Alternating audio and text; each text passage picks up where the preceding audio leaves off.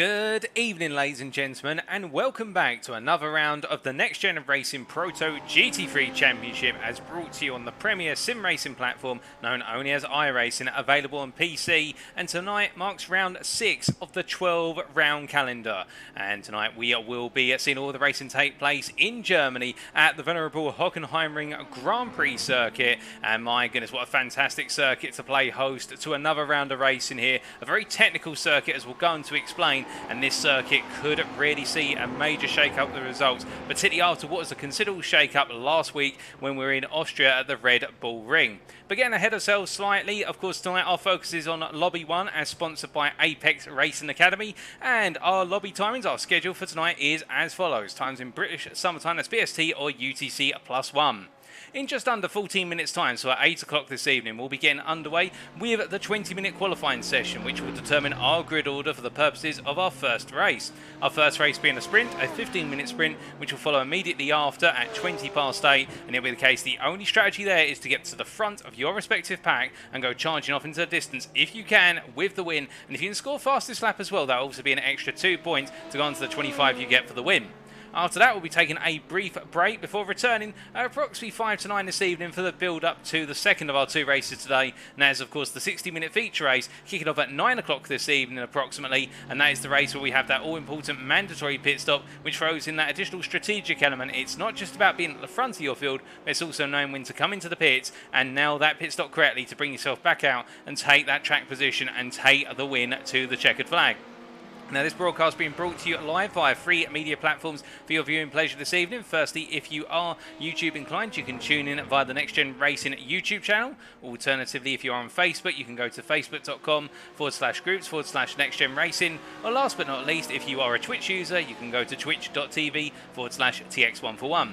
Now, who is TX141, I hear you ask? Well, that's me, your host and commentator for this series. My name is Paul Walsh, also known as TX141 or Britain the Spit, depending on what media you follow me on. And I'll be bringing you all of your racing action since the start all the way through to the series conclusion in a couple of months' time. But before we get there, we are at round number 6. We are, of course, ending the first half of the season, and with this lobby being sponsored by Apex Racing Academy, it's only fair that we introduce our title sponsor for Lobby 1.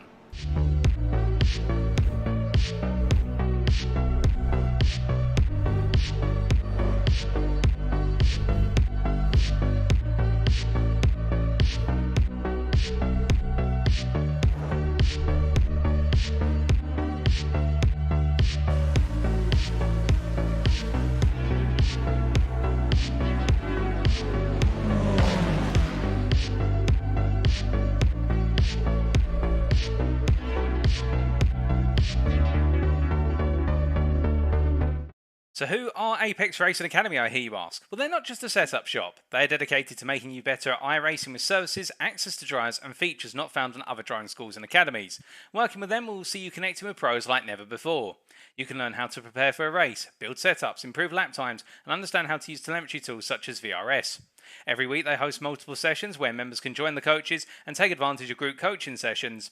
And in partnership with SDK Gaming, all the data provided will be automatically synchronized directly to your PC. There's no need to go hunting for setup, replay or ghost files. The data is right there when you turn the simulator on. Interested? Then why not sign up now at apexracingac.com. That website again, apexracingac.com. Now, we're very grateful to be continuing our partnership with Apex Racing Academy for this championship, of course, working with us since the origins of the series on iRacing all the way back in 2021 with the GT3 Championship Season 1, and Apex Racing Academy continue to sponsor us with our Premier Lobby in Season 2, and now they're back for the PROTO GT3 Championship here, sponsoring Lobby 1 again. And in terms of their contribution to the series, they're not only supporting the back-end run in this series, but also contributing to the prize pool for Lobby 1, in particular the GT3 prize pool, of which there are Apex Racing Academy yearly subscriptions up for grabs for our championship winners in the GT3 driver classes of both the Pro and the Am. Meanwhile, it'll be the case in the LMP PRO class. It is a cash prize pool, the exact value to be determined, but that'll be up for grabs in the LMP2 Pro class. But again, thank you to Apex Racing Academy for working with us and being our title sponsor for this lobby. Now, we talked only moments ago about our championships, but before we talk about that, we must talk about the calendar. And as we can see here, we are almost almost complete on the left-hand side of the calendar now. Today is the 18th of May, and that means we are in Germany, of course, at the Hockenheimring. We went all the way across America to start off with the first 4 rounds, particularly the North American continent. We started off on the 6th of April with Watkins Glen. Then we went to the roller coaster ride that was Road Atlanta, before going to the Canadian equivalent of a roller coaster ride, which was the Canadian Tire Motorsport Park on the 20th of April. Then it was the Daytona Road Course, so the first of our 3 2-hour super endurance rounds. And then last time out, we kicked off the second third of the season with the Red Bull Ring, heading on to the continental European territory. And it was the case that we saw a very different kind of circuit produce very different styles of racing. One focused around being smart with the draft and strategy being very critical. And we're expecting tonight that the Hockenheimring will shake things up once again because of the technical nature of the circuit, and perhaps the most technical on the calendar to date. After tonight, our next week's round will be in Italy at Monza on the 25th of May. And then after that, we'll of course have round number 8. And that will be the second of our 3 super endurance rounds in the Belgian circuit, the legendary Spa-Francorchamps circuit, on the 1st of June. We'll then take a week's break before returning with round number 9. That will be heading to the British Isles, in particular the Silverstone circuit on the 15th of June. We then head all the way across to the Asia-Pacific region for Suzuka in Japan on the 22nd of June. Then the Nürburgring, we return to Germany for the 29th of June. That will be the Nürburgring Vedel GP circuit. And then the final round will come down to a round in France at the venerable Circuit de la Sarthe, or Le Mans as you know it in short, on the 6th of July. And that will be the third and final of our 3 2-hour super endurance rounds. But before we get there, we must first complete the first half of the season, and we're of course in Germany tonight. And as our drivers all take to their cars for the final practice session right now, we must go for our driver standings. And we can see here in the LMP PRO class, it is the case that Chris Daines currently leading the championship and continue to do so with an advantage of 71 points. A huge margin at this point in the standings, it must be said. But unfortunately, we did see his run of perfect results come to an end at the Red Bull Ring last time. Although, to be fair, to have 4 perfect evenings on the bounce and then have a very strong performance in round number 5 last time out is no mean feat indeed. Indeed, setting a huge milestone for which everyone needs to pursue. And it was the case that minus what was a 3rd place in the feature race, Chris Daines put in a stellar run of results, and he'll be looking to try and build upon that even more tonight as we make our way around the Hockenheimring. His closest rivals, however, Gaz Williams and Robert de Ceuninck, do have one thing coming for them now, and that is they are both starting to close the pace gap to Daines. It is the case that Daines has been out front from day one with a pace advantage somewhere in the region of about half a second, but that gap came down sizably at the Red Bull Ring to somewhere around the region of 0.2 of a second, if that. And tonight we're wondering if that pace gap is going to close even more, or whether it is going to expand or stay stationary. Outside the top 3, you can see Dan Skinner there in P4, closing the delta to Robert de Ceuninck there on 154 points. And do not count out Dan Skinner for an opportunity to get back into the top 3 tonight, nor Jamie Dory, who showed fantastic pace at the Red Bull Ring, a circuit that really suited him and brought to life the next-gen racing LMP2 Dallara P217 machine, and we're expecting great things from Dory as well. Alistair Kirk there, P6 as it currently stands. However, I must point out that going into tonight's round, Alistair Kirk will no longer be participating in the LMP2 Pro class. He is instead moving to the GT3 Pro class. We'll talk more about the specifics around that in the near future. But what that means is he is 6th as of the classification tonight, but his score will be zeroed out going forward in the GT3 Pro class. So he'll be starting from 0 points going into tonight's round and going forward. Ed Lack there in P7 on 107 points with a difficult day in the races, not able to take part in the sprint, but pulled off a good result in the feature. And then Adam Delman, Alex Everett and Phil McDougall completing our LMP2 Pro classification standings there. Phil McDougall down in 10th on 43 points. Meanwhile, the complexion of the GT3 Pro Championship is a little bit different in the fact that the gap between the leader and the rest of the field is not as pronounced, and it was the case that last time out that Matt Caruana was looking good to have a fantastic run of form at the Red Bull Ring until a last-minute technical failure meant that he had to retire the car with less than 10 minutes to go. He lost out on the lead in the feature race, and that presented an opportunity for Matthew Hodges there in P2 to take his first ever win in the next-gen racing series in the GT3 class. It was a long time coming, and that means Matthew Hodges now is in P2 in the championship and the main rival to chase down Matt Caruana. But there is still a sizable gap there of 36 points, and by no means is Caruana being caught up that rapidly. Indeed, Caruana could try and open that gap even further tonight. However, with Hodges now moving into that P2 position, the CXR Project Black Ferrari driver will have to keep his wits about him, because Tom Edmonds, from what we're hearing, will not be able to take part in the sprint tonight, but may be participating in the feature. So Hodges could break away in his pursuit to Caruana, and it'll be Edmonds who'll be feeling that he's got the pressure from Gavin Gardner in P4 there, with Gavin Gardner picking up a good set of points at the Red Bull Ring, and Carmelo Martello, unfortunately not able to take part last time out at the Red Bull Ring, dropping down to P5. Lee Horn in P6 with two consistent finishes, 15-point finishes apiece, 107 points now. now, 5 ahead of Billy Fletcher, who we haven't seen take to the circuit in the last couple of rounds, but we hope to return in the near future. Eduardo Frenkishin getting a great pair of results at the Red Bull Ring, now up to P8 on 100 points, ahead of William Thor and Callum Reed-Garton, now on 82 points there in P10. Jean-Louis Deschamps, Stefan Albanese, Maurizio Macconi and Maurizio Massi completing our championship standings there. And as we move over to the GT3 AM class, well, the story here is one of absolute intensity in terms of the battle, because as you can see, Matt Emmons is still your championship leader going into tonight's round. However, at the bogey circuit that was the Red Bull Ring, he wasn't expected to pull off a win, but he was expecting to give it his best, and he gave it his best with a 5th place finish in race number 1 and a 3rd place finish in race number 2. And as a result, he is still your championship leader. But look at P2, man. Nigel Stock, the Mercedes driver, one of a very limited number of Mercedes drivers, and he has been bringing the AMG machine to the foray at a circuit which really works well for the Mercedes, and he scored the maximum possible points almost, albeit missing out on pole position. He's now on 176 points and only 4 off of Matt Emmons, and that gap could not be closer.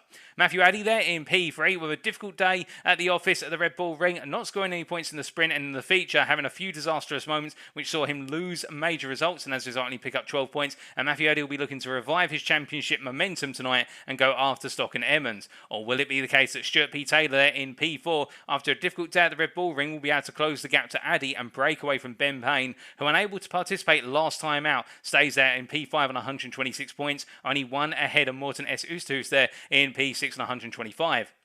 Darren Doherty, really the best of the rest outside the top 6 there on 91 points, and missing out on that race win in the feature due to a lock-up into turn 3 right at the end when Nigel Stock was putting the pressure on the final lap. But you can imagine Darren Doherty, the Irishman, will be looking to bounce back tonight strong, with Scott McLean there in P8, Jochen Siegert in P9, and we do hope the return of Jochen Siegert sometime in the near future. We know his return will come soon. And then Stefan Gamborg Rasmussen there in P10 on 72 points, and really turning around what was a disastrous day at Daytona with the Red Bull Ring, seeing a great pair of results in the races.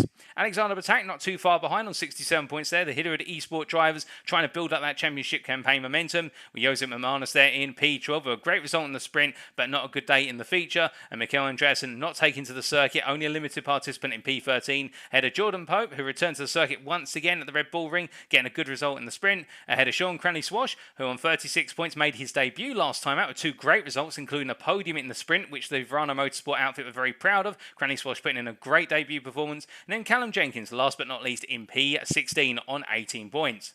Now, as for the team standings in the Mark Sykes Designs Team Standings Championship, we can see that Verano Motorsport are continuing to lead on 424 points, only the best part of 18 points ahead of RP Motorsport Prime. The rivalry between those two and Racing Team Astor RTA Blue could not be ever closer, with the top 3 separated by a margin of only 19 points, and it can change from round to round.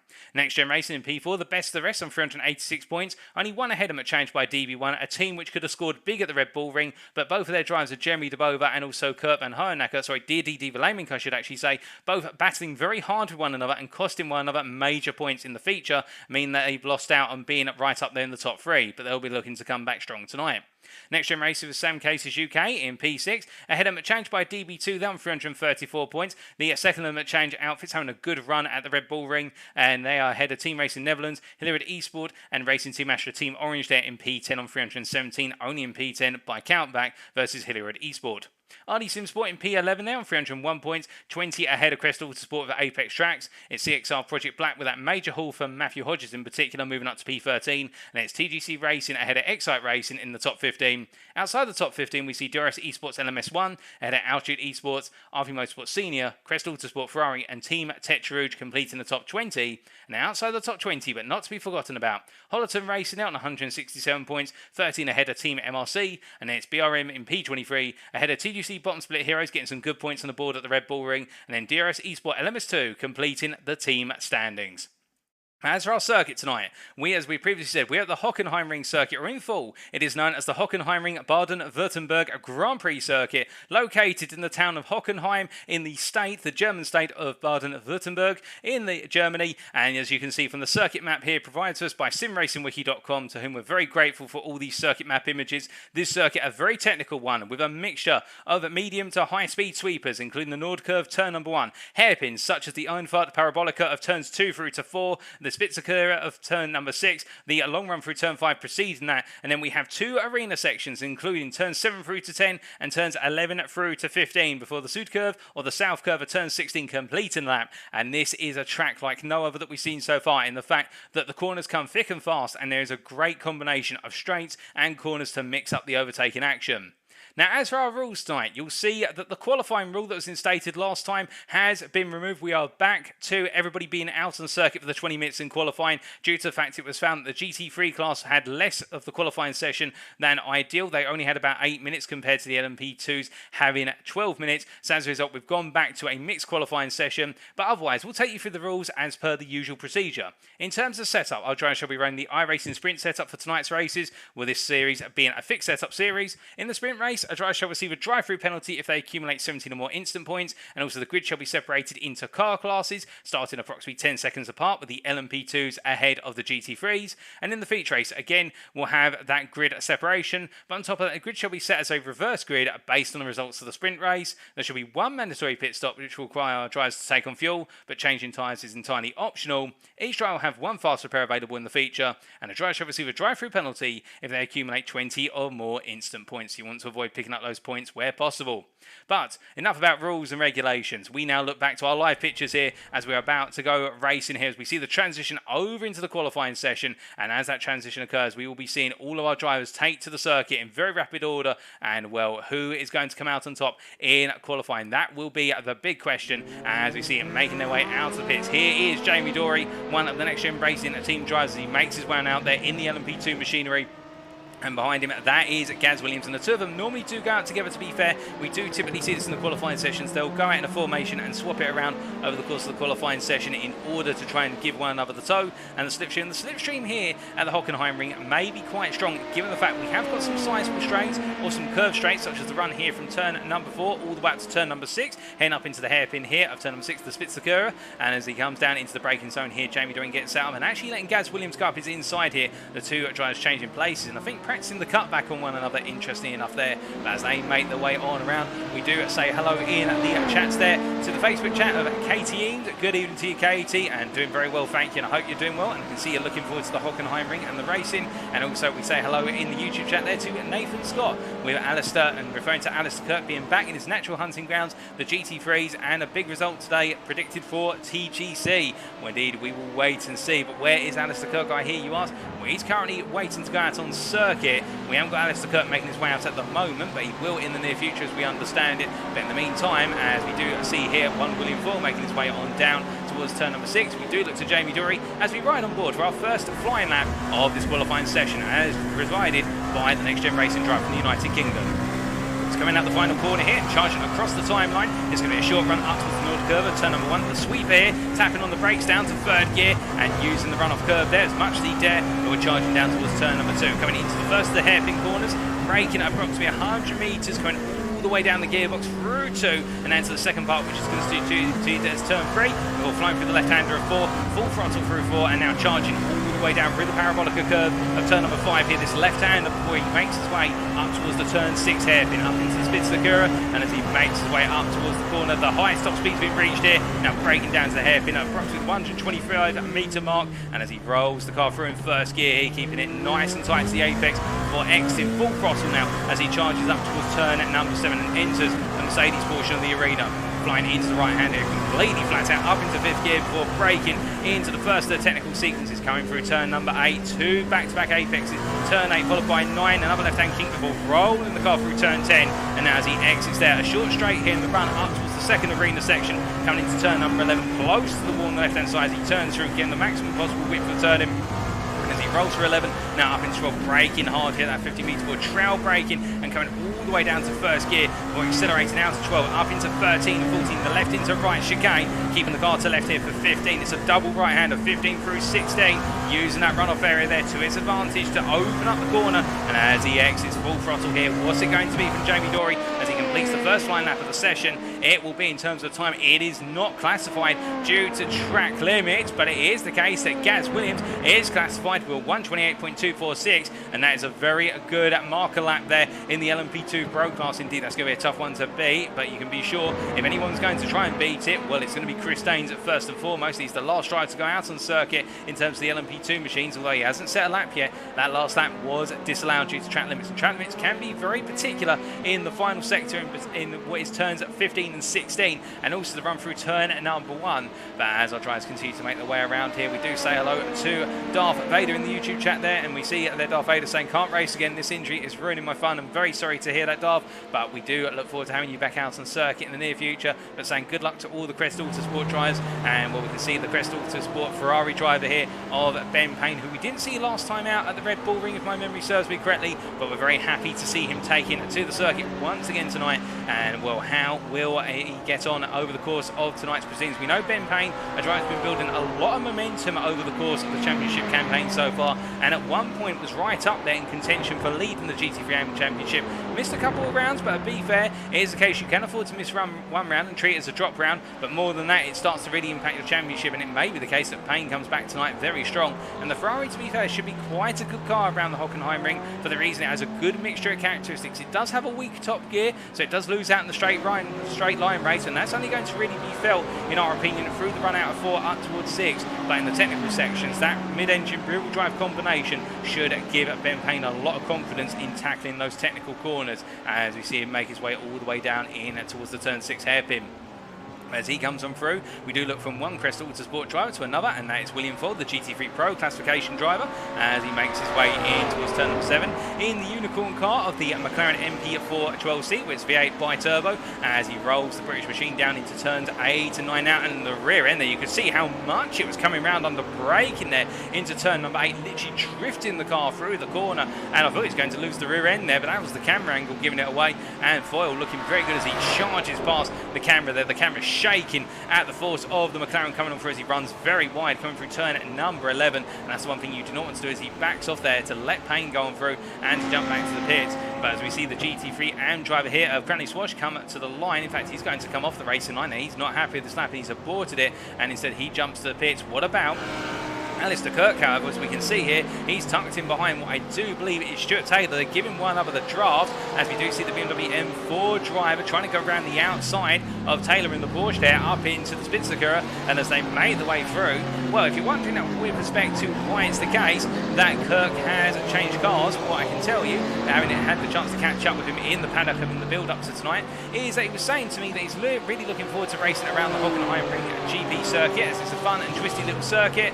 But he's been finding it difficult with the LMP2 machines. He's really been struggling with them because he can't seem to generate tyre heat in the first 5 to 10 minutes of a given race, and when he does, the tyre temperature seems to just go through the roof, and he's found as a result it's simply required a lot of management with regards to tyres, and it's been quite the uphill battle to try and finish in the top 5, and he'd be happy with finishing in the top 5. So as a result, he switched to the GT3s because he's been on such a roll with the GT3s lately, and in iRacing in particular as a whole, he's got to 3.1k iRating, or 3,100 iRating.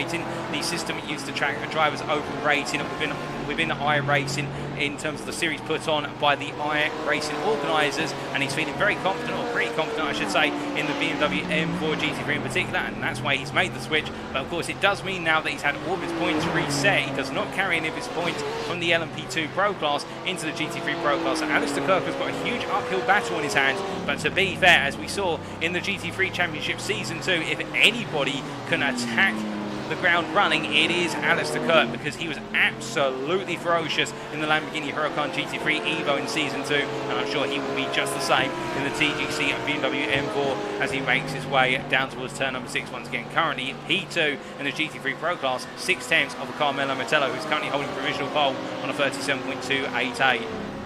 As we see Alistair Kirk making his way towards turn number 6 now, and rolls the car through. We do see there in the YouTube chat Mark Arrowsmith saying he's gutted he's not racing tonight. Unfortunately his rotation has fallen on Wednesday night, so next couple of weeks. I'm sorry to hear that, Mark, but we're very happy to have you tuning in all the the same, and I hope you're doing well. And indeed, to all of you guys and girls tuning in tonight, I hope you're all having a great week so far. We've just reached the halfway point of the week, and we're almost there to the halfway point of this qualifying session. Only 2 more days to go after tonight, and then it will be the weekend. We've got plenty to look forward to indeed. After tonight, we do, of course, have where's the IMB Racewear lobby on Friday evenings as well, as we look at we take a look back at the race, a post-race broadcast, and as we do look at our drivers making their way on around right now, we do see Matthew Hodges here making his way down through turn number 5 up into 6th. The Ferrari driver, of course, taking his inaugural win last time out of the Red Bull Ring in the feature. Looking good so far. P3 for Matthew Hodges as he rolls on down in towards the Spitzakura here, and as he makes his way into the hairpin. He does have behind him what is Chris Daines, and as Daines comes out the corner here, to be fair, Chris Daines not quite on pole at the moment, or provisional pole for the LMP2 Pro class, but it is the situation whereby it's only 2.5 hundredths of a Gaz Williams. And when I had the chance to catch up with Daines in the build-up to tonight, it was the case the LMP2 Pro driver was saying he's feeling confident around the Hockenheimring, as in terms of the practice sessions which were available to our drivers, when he saw Gaz Williams practice, he felt as though he had roughly a 0.3 of a second pace of advantage, but we'll have to wait and see how that materialised in practice tonight, although I shouldn't say practice because that sounds a little bit deceiving. How that materialises over the course of the race and in anger tonight, because right now it does look as though Williams and Daines are pretty equal, as unfortunately for Daines, he's coming up behind his GT3 AM teammate Ceuninck Swash here as they make their way through 15 and 16. This is going to hurt Daines somewhat as he comes out of the corner. Now, will he be able to get past his team as he comes to the line? He rolls them through, and it is the case that that was not an improved lap for Daines, but it was an improved lap for Ceuninck Swash, as we see Daines goes on to another lap, and right behind him there, that is, I believe, unless I'm mistaken, that's Dan Skinner tucked in behind. Yep, it is. No, that's not Dan Skinner, that's Adam Delman from Excite Racing. Dan Skinner's a little bit further back as they roll them through the turn 2 through to 4 complex, and as they do right now, Adam Delman knows what he's doing. He's tucking in behind Daines and using him to pull him along, but focusing on Daines once again. The driver from Denmark is Daines, the Danishman, as he heads down towards the hairpin, and say that 5 times fast without thinking, I dare you. It is the case he's also been saying that with regards to his plans for tonight, he's keen to see how Robert Ceuninck gets on, as he feels as though Ceuninck is becoming more and more threatening as the season progresses, and we saw great side-by-side battling between the two drivers at the Red Bull Ring last time, indeed battling over entire laps side by side through pretty much every single corner. Great racing respect shown between them. Well, the good news for Daines at the moment is it does not look as though Robert Ceuninck is taken to the circuit tonight, and that's unfortunate because we would love to see the Dutchman race around the Hockenheimring, but of course if he's not here, then Daines needs to capitalise on it as Daines rolls up in towards turn number 12. And he feels as though whilst he does have a sizable points gap, he does need to keep on pushing, as there's a number of tracks later in the season that have not been kind to him in the past, and he feels he'll drop points to them. He hasn't said which tracks they are, to be fair. We're going to have to guess what they are, or he may inform us later on in the championship campaign. But as he comes out of the final corner here to set another flying lap, what will it be as he crosses the line where it's purple in sector 2 and sector 3, and it is provisional pole at 28.186, but it's only 6 hundredths faster than Gaz Williams. That shows you how close the two are, and I think Gaz Williams' pace is here to stay versus Daines, but we still do just have under 9 minutes this qualifying session to go, so still plenty of time for both of them to up their game. And as Daines makes his way down towards turn number 6, he does feel as though with regards to passing the GT3s tonight, the sectors 1 and 2, the GT3s can be passed with confidence, as the track is very wide, but sector 3, particularly the run through turn 11 through to 16, narrows the lot, and there's no real overtaking opportunities available in the stadium section. That's what the name is given to turns 11 through to 16, the stadium section, if you will. So it is the case that Daines is thinking about the fact that sectors 1 and 2 are where you're going to want to catch that GT3 traffic and pass it as soon as possible. But as he makes his way on into what is at turn number 8 there, we do look to Matt Caruana here, who, remembering that Caruana really has been the pace setter in the GT3 Pro class, right now pulling off the race line, they're backing off completely, and I think that's going to be a jump to the pits. But Carmelo Martello right now really on form in the Audi ARA LMS machine as he rolls on through turn number 15 and into 16, and as he comes through the corner, we do see him come to the timeline in very short order. He has gone purple in sector 2. It's not an improvement in sector 3. It's an improvement overall on the lap. No, it's not. It's not an improvement from his previous best of 37.288, which is 6/10 faster than Alistair Kirk. And the question is, of course, can anybody take the fight to what is Carmelo Martello, as Chris Daines goes even faster in the LMP2 Pro class now at 27.937. And Daines, to be fair, once he gets his foot in it, once he gets his eye in, and those lap times keep coming in, it is the case that he just starts to continually improve. And speaking of somebody improving right now, Jordan Pope coming to the timing line, and the GT3 AM driver here in the TGC bottom split heroes at Lamborghini Huracan. Well, as he crosses the line, he goes P4 with 38.958, and we saw a good performance from Jordan Pope at the Red Bull Ring. He wasn't quite up there in terms of battling for the top 5 necessarily, but it's a very consistent performance, and he's really finding his feet in this series as the Huracan driver makes his way through the turn 2 to 4 complex, and we'll have to keep our eyes on him because he is looking good for tonight. Now, one driver I probably guess a number of you are asking about right now, where is he in that GT3 AM timing sheet, is the championship leader of Matt Emmons. Now you can see the Audi ARA driver from NXTGEN Racing here, NXTGEN Racing at Sam Case's UK, as he rolls his way through where it turns 13, 14, 15 and 16, just comes out 14, 15 and heading in towards 16 now. And actually, my apologies, they're getting our corner numbers incorrect, rolling his way out towards turn 7 through to 9 and heading up into 11. It is the case that we see Matt Emmons coming on through into the stadium section. And when I caught up with him in the build-up to tonight, he was saying he was hoping that he's found his pace from Daytona again and will be back racing for the win tonight, especially after coming away with 5th and a 3rd at the Red Bull Ring, which he considered to be his bogey track. But tonight he's feeling confident, and we look forward to seeing how Emmons gets on. But right now, he's improving in Sector 2 as he runs a little bit wide there at the end of Sector 3, but it's purple in Sector 3. Was it a valid lap? That's the question. And, well, I do not think so. No, it was not a valid lap, and he's got to go again. He's tucked in behind Carmelo Martello in front of him, and he'll probably be using the provisional pole sitter in what is the Audi in front as a little bit of a pace car. I believe that is Martello, or is that McConey? That's not McConey, in fact, but here is Maurizio McConey as he makes his way through turns 9 and 10 and heads out towards the stadium, heading up towards 11. As McConey makes his way on through here, we haven't seen too much from McConey in recent rounds. To be fair, the results have sloped off a little bit, but McConey, well, those drivers from DRS Esports, a very fast driver when he's on the ball, and as he rolls his way through at turn number 12 here and heading into 13-14 in short order, we do expect great things from McConey here tonight as he makes his way down and around and coming through 15 and 16. We ride on board with McConey as he takes us around for another flying lap. Coming out to the final corner here, this will be our first on-board flying lap in the GT3 machine, heading up towards the North curve of turn 1, looking for his brake marker, a dab of the brakes, he drops it from 5th to 4th, and as he rolls the car through there, you can see a nice run out of turn 1 before powering down towards 2, heading up towards the hairpin here, braking just before the 100 metre board, coming all the way down the gearbox, pointing the nose into turn 2 before powering out through turn 3, and now into left-hander at turn 4, flat out, up into 3rd, accelerating all the way through the gearbox now as he avoids the parked traffic there, and as McConey accelerates through turn 5 through the parabolic curve, heading up towards the Spitzacura hairpin, he makes his way all the way through. It's a long run here, up into top gear, and getting ready to brake the car down there, looking for his brake marker, braking down about 130 metres, going all the way down from 6th to 1st, the slowest corner on the circuit, exiting out, just keeping 2 balls in the white lines there, it'll just be legal, and as he now charges up towards turn 7, you can see there Jamie Dory coming on through, and now McConey is going to have a good run through 7, gets the car nicely tucked into 7, before pulling into the right to brake into turn 8, braking at about 80 metres, getting nice and close to the apex there of 8, charging through 9, and then flying into 10 here, little lift of the throttle as he makes swap into 3rd gear, and now powering up into 4th as he heads towards the final part of the circuit, up into the stadium section, sector 3. Little lift there as he makes his way in towards turn number 11, 4th gear, but he carries a bit too much momentum. Is that outside of track limits? We'll wait and see as he rolls the car down into 2nd gear, trail braking through turn 12, now accelerating through 13 and 14 for the medium speed chicane as he rolls the car through, gets the car on the outside here for turn number 15, trail braking down to 3rd gear, and now just gradually putting the throttle on before lifting off again, staying in 3rd, and now powering out the corner. It's all about the run to the finish line here. Will the lap be? If it's a permitted lap, he went personal best in sectors 2 and 3. It was permitted. He's up to P4 on a 38.069, and that is only 2 thousandths of a Matthew Hodges. A great lap there by McConey, and I think one he's going to be very proud of. The Italian there right on the limit, and he's made it count, getting him onto that 2nd row in the GT3 Pro class potentially, as meanwhile Matthew Hodges will now have a little bit of pressure on him with McConey so close behind, and Stefan Albanese only a further 400ths behind the pair of them.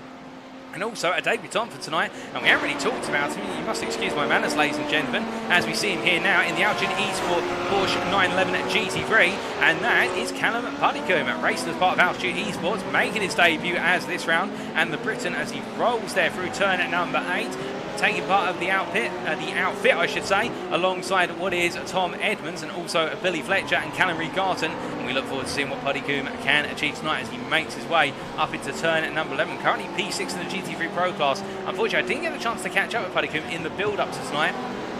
As he makes his way up into turn at number 12, he's finding quite a bit of traffic ahead of him. That's Matthew adding. He's got a couple more GT3s ahead, including Lee Horn and also the AMs further up the road. But Paddy Coombe going through very quickly here, and I think he's going to need to try and give himself some breathing room as we see one of our drivers peeling into the pit. That's one of our AM drivers, and now Paddy Coombe rolling on through to go on to another lap in short order. But we'll wait and see what he's able to achieve with only 2 minutes of the session to go. As he rolls on through, you can see tucked in line, that's Jamie Dory who cuts on through, and Dory's going to be a little bit impeded. But as Paddy Coombe comes through, we see Matthew Hodges here on a personal best in both sectors 1 and 2. Can the GT3 Pro driver here and move a little bit further up the order as McConey takes P3 off of Hodges there by 300. Can Hodges strike back as we see the Ferrari driver make his way out of the final corner? He goes to the line, and what will it be? Crosses that timeline, and well, he moves to P2, 5/10 of a Carmelo Mettello, and he gets ahead of Alistair Kirk, who crossed the line behind him, and Alistair Kirk did not improve enough to get ahead of Hodges, and now Alistair Kirk will have it all to do on one final lap here in the BMW M4 as we see Hodges pulls off the road. He thinks he's got the job done to get P2. Carmelo Mettello in the pits. He's decided he's not going out again, and in the LMP2 Pro class, Chris Daines is already parked up in the pit lane. He's all said and done in his opinion with a 3/10 of gap to Gaz Williams, who right now is looking to try and usurp Chris Daines at pole. But remember that Daines was saying to us in the build-up to tonight, he was expecting to have a 3/10 of a second pace advantage, where it has rung true in the index qualifying session, but Gaz Williams will have one more lap to deliver here. And the one thing we do know about Gaz Williams, he knows exactly where the track limits are. The Red Bull Ring, a little fact for you ladies and gentlemen, he was the only driver in the LMP2 class at the Red Bull Ring in the Apex Racing Academy lobby not to get a single instant point over the duration of the entire feature. Everybody else picked up at least 1 point. Gaz Williams picked up no instant points whatsoever. That's how clean his lines were around there, and so you can imagine he will literally work the track limits to their utmost. He knows where the track limits lines are. He studied them, and it is the case now. He's putting it through his processor in his mind and looking to try and get a good lap here, but he's getting a lot of traffic, and in fact he's coming up behind one of the same case as UK machines. No, in fact that's Matt Caruana just ahead of him, and as they make their way down to the braking zone here, Gaz Williams locks up into the hairpin, and it's all said and done for Gaz Williams, and he will be very frustrated with that. But speaking of frustration, I do wonder if there's a degree of frustration in the cockpit of Matt Caruana's Audi R8 right now, because this is the lowest we've seen from Caruana in terms of qualifying position for a very long time. Currently P9 in the GT3 Pro classification, and as he makes his way through the first 2 arena sections, coming out to turns 9 and 10 now, will Caruana be able to move any further up the orders? We see running wide there, I do believe, unless I'm mistaken, that is Skinner, as the Delmont charged on through. As Adam Delmont comes up into turn number 12 in short order here, it is the case that Delmont is absolutely flying right now. He's on a personal best in sectors 1 and 2, and as he makes his way through the final sector here, will he be able to find a way to improve with a checkered flag now out? He rolls it through the final 2 corners here, a little bit of snap of the brakes. They're coming through 60. That's going to cost him quite a sizable amount of time, and as Delmont comes to the line, can he improve from P4? He crosses the line, and what will it be for Adam Delmont? It is a case he does improve, but it's not enough to move from P4. What about Matt Caruana? Well, he does improve, but it's only P7 in class for Matt Caruana, so this is the lowest he's qualified in the season today, and well, Caruana's got his work cut out. But in the end, in the GT3 AM class, as he makes his way around the circuit, it is going to be Nigel Stock who takes pole position in the GT3 AM class. Carmelo Mettello takes pole in the GT3 Pro class, and we see William Ford there putting in a P5 lap in the GT3 Pros right at the dead of dawn in the final hour, and then we can see the LMP2 Pro classification pole position will go to Chris Daines. But Nigel Stock here, we didn't really talk too much about him, but it is the case of Mercedes driver here on home territory for his chosen machinery, looking very, very fast, and in fact taking pole position by 3/10 of a second ahead of Darren Doherty, and in the end his main championship rival he's pursuing, Matt Emmons, only achieving a P5. But again, qualifying is one thing, the race is a completely different story, and we wait to see now how it will all play out in the first of our 2 races tonight, and that is of course the sprint race coming up very shortly.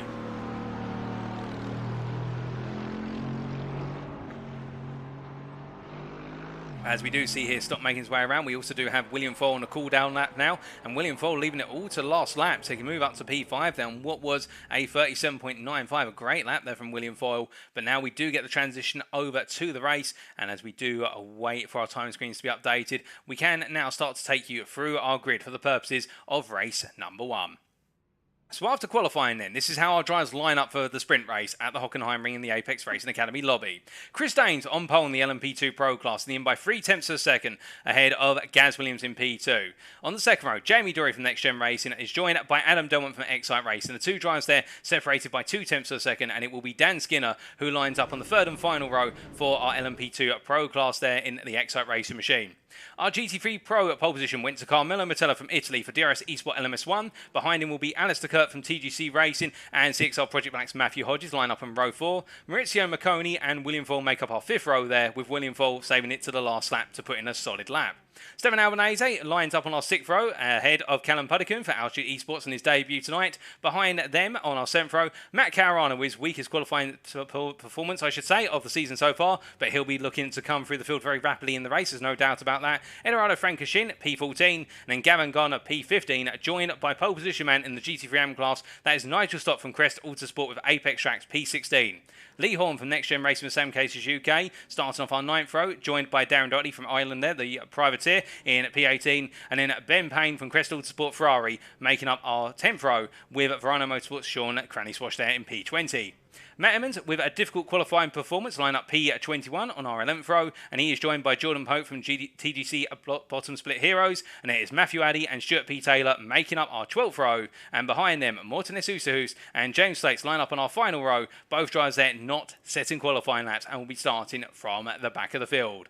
Whereas we look to our drivers as they make the way on around now, ladies and gentlemen, we do get ready to go racing, and it is the case it's only a partial formation lap today as our drivers make the way up into the arena section, into the stadium section, and remember there will be a 10-second gap between our LMP2 Pro Class drivers and then the GT3 field behind. You can see them in the rear of the camera there as they make the way on through, and as we do pan over to them, all of them making their way into the stadium right now. They'll go racing at the green much like our LMP2 drivers, but now we do look to our LMP2 class, in particular Chris Daines, as he looks to try and have a flying start versus Gaz Williams as they make the way to the green for 15 minutes of racing.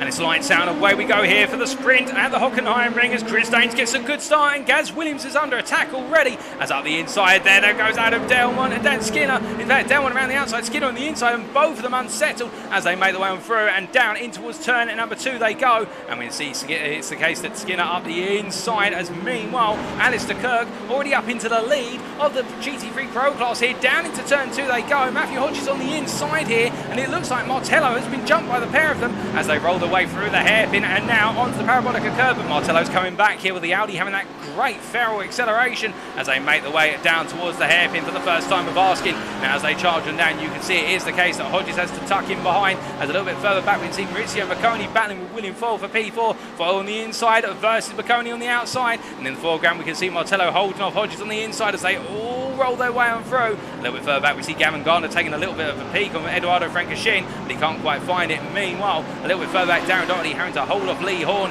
as they make the way on through and up into turn number 7, and Doherty back it off the GT3 Pro drives. They make the way into the Mercedes arena. They roll on through the right-hander and up into the left-hander at turn number 8, and as they all roll on through for the first time of asking it, everyone's settling down into an order now. It does look as though it has been a clean opening lap for all of our drivers here. No major incidents to report, although I can say that Carmelo Martello now back into lead. They're going side by side for a turn at number 11 already. Martello on the inside, but he'll find himself on the outside now as Alistair Kirk defends in the BMW M4, rolling through turn number 12 here. The rivalry between these two is fierce, as it should always be, but hard but respectful racing. And as they make the way down into turn number 15, it is the case that Alistair Kirk continues to hold the position, but for how long can the TGC Racing driver do it? it before he falls victim to another attack, or will he now be able to break away as he's had a better run coming out the final corner? But as they make the way on down, you see a little bit further back, Edoardo Frankenstein having to defend versus Gavin Gardner, as they, no, it's the case, Stefan Albanese, my apologies, and Albanese on the inside, and there's contact between the two of them, but they both succeed in making their way back on the straight and narrow, down towards turn number 2, but it calls a mass scramble here down to the braking zone for the hairpin, as they come through, and Ben Payne with a little bit of a tap to the back of Darren Doherty, and Darren Doherty is turned as Ben Payne slams on the brakes, oh goodness me,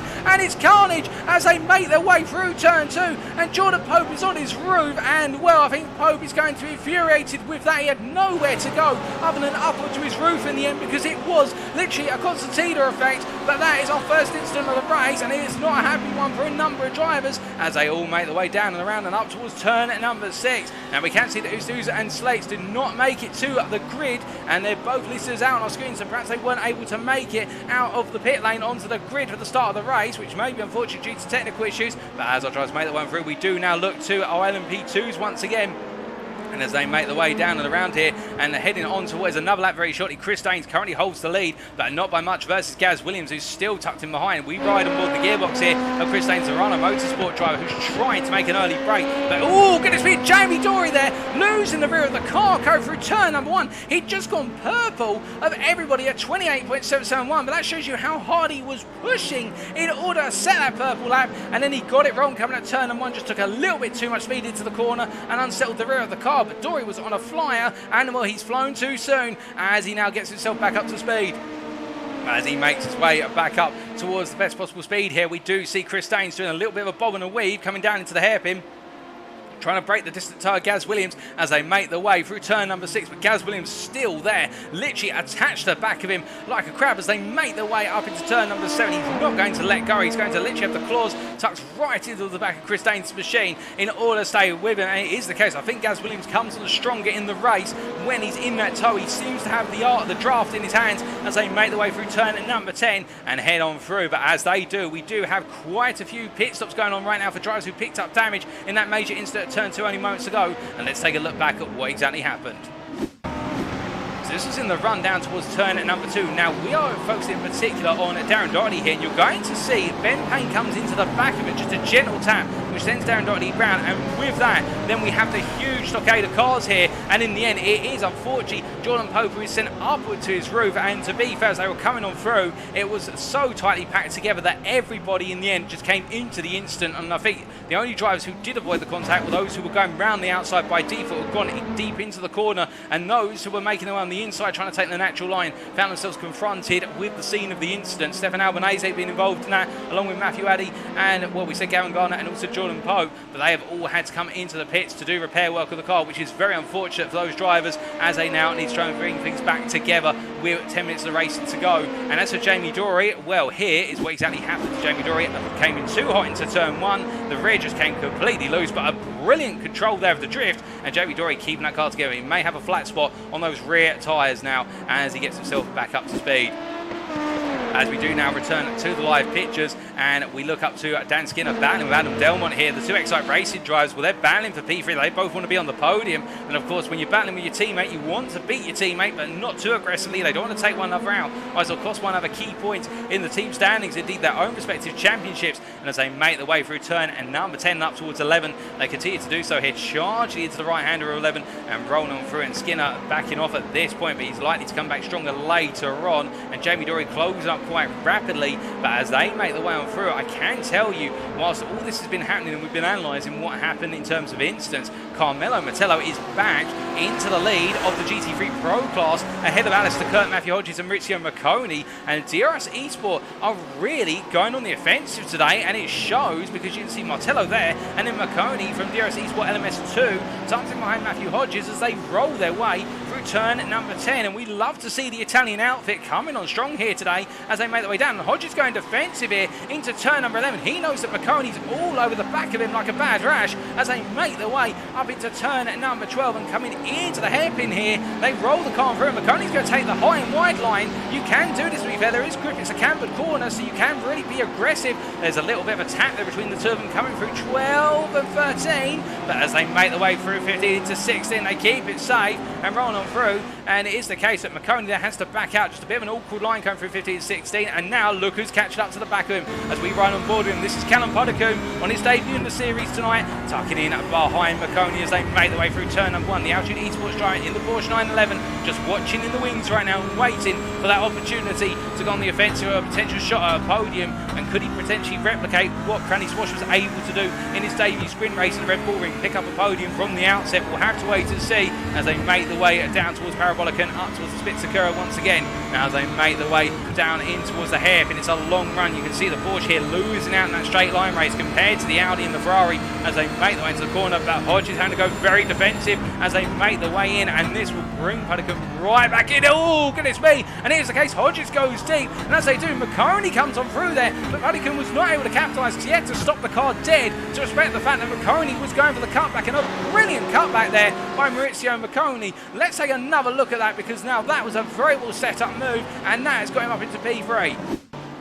Well, taking a look at it here from the exterior cameras, and you see Hodges going defensive on that inside line and giving himself no room to navigate the apex, and McConey just simply saying, if you're going to go deep, I'm just simply going to cut inside you, and he got the job done. But now, can he break away? Because it does not look as though he can right now, but that does mean we're a 2.7 second gap to what is Alistair Kirk ahead. It's really the battle for the win is between Martello and Kirk at this point in time, albeit we've just got under half the race to go. We've still got plenty of time for anything to happen. Remember, it's not over until the checker flag waves, and speaking of things not being over, I told you that Matt Emmons qualified quite badly. Look where he is already in the GT3 AM class. He's up into P2. He's ahead of Cranley Swash, who's behind him by 7 tenths, and he's all over the back now of Nigel Stock, your pole sitter for the GT3 AM class. And these two, of course, Stock and Emmons, championship rivals, and right now both of them want every point they can get over one another. And Emmons, of course, remember the fact that he considered the Red Bull Ring to be a bogey round, and it is now the case that he is looking to try and deliver on the pace that he demonstrated at Daytona when he picked up his inaugural win in the season.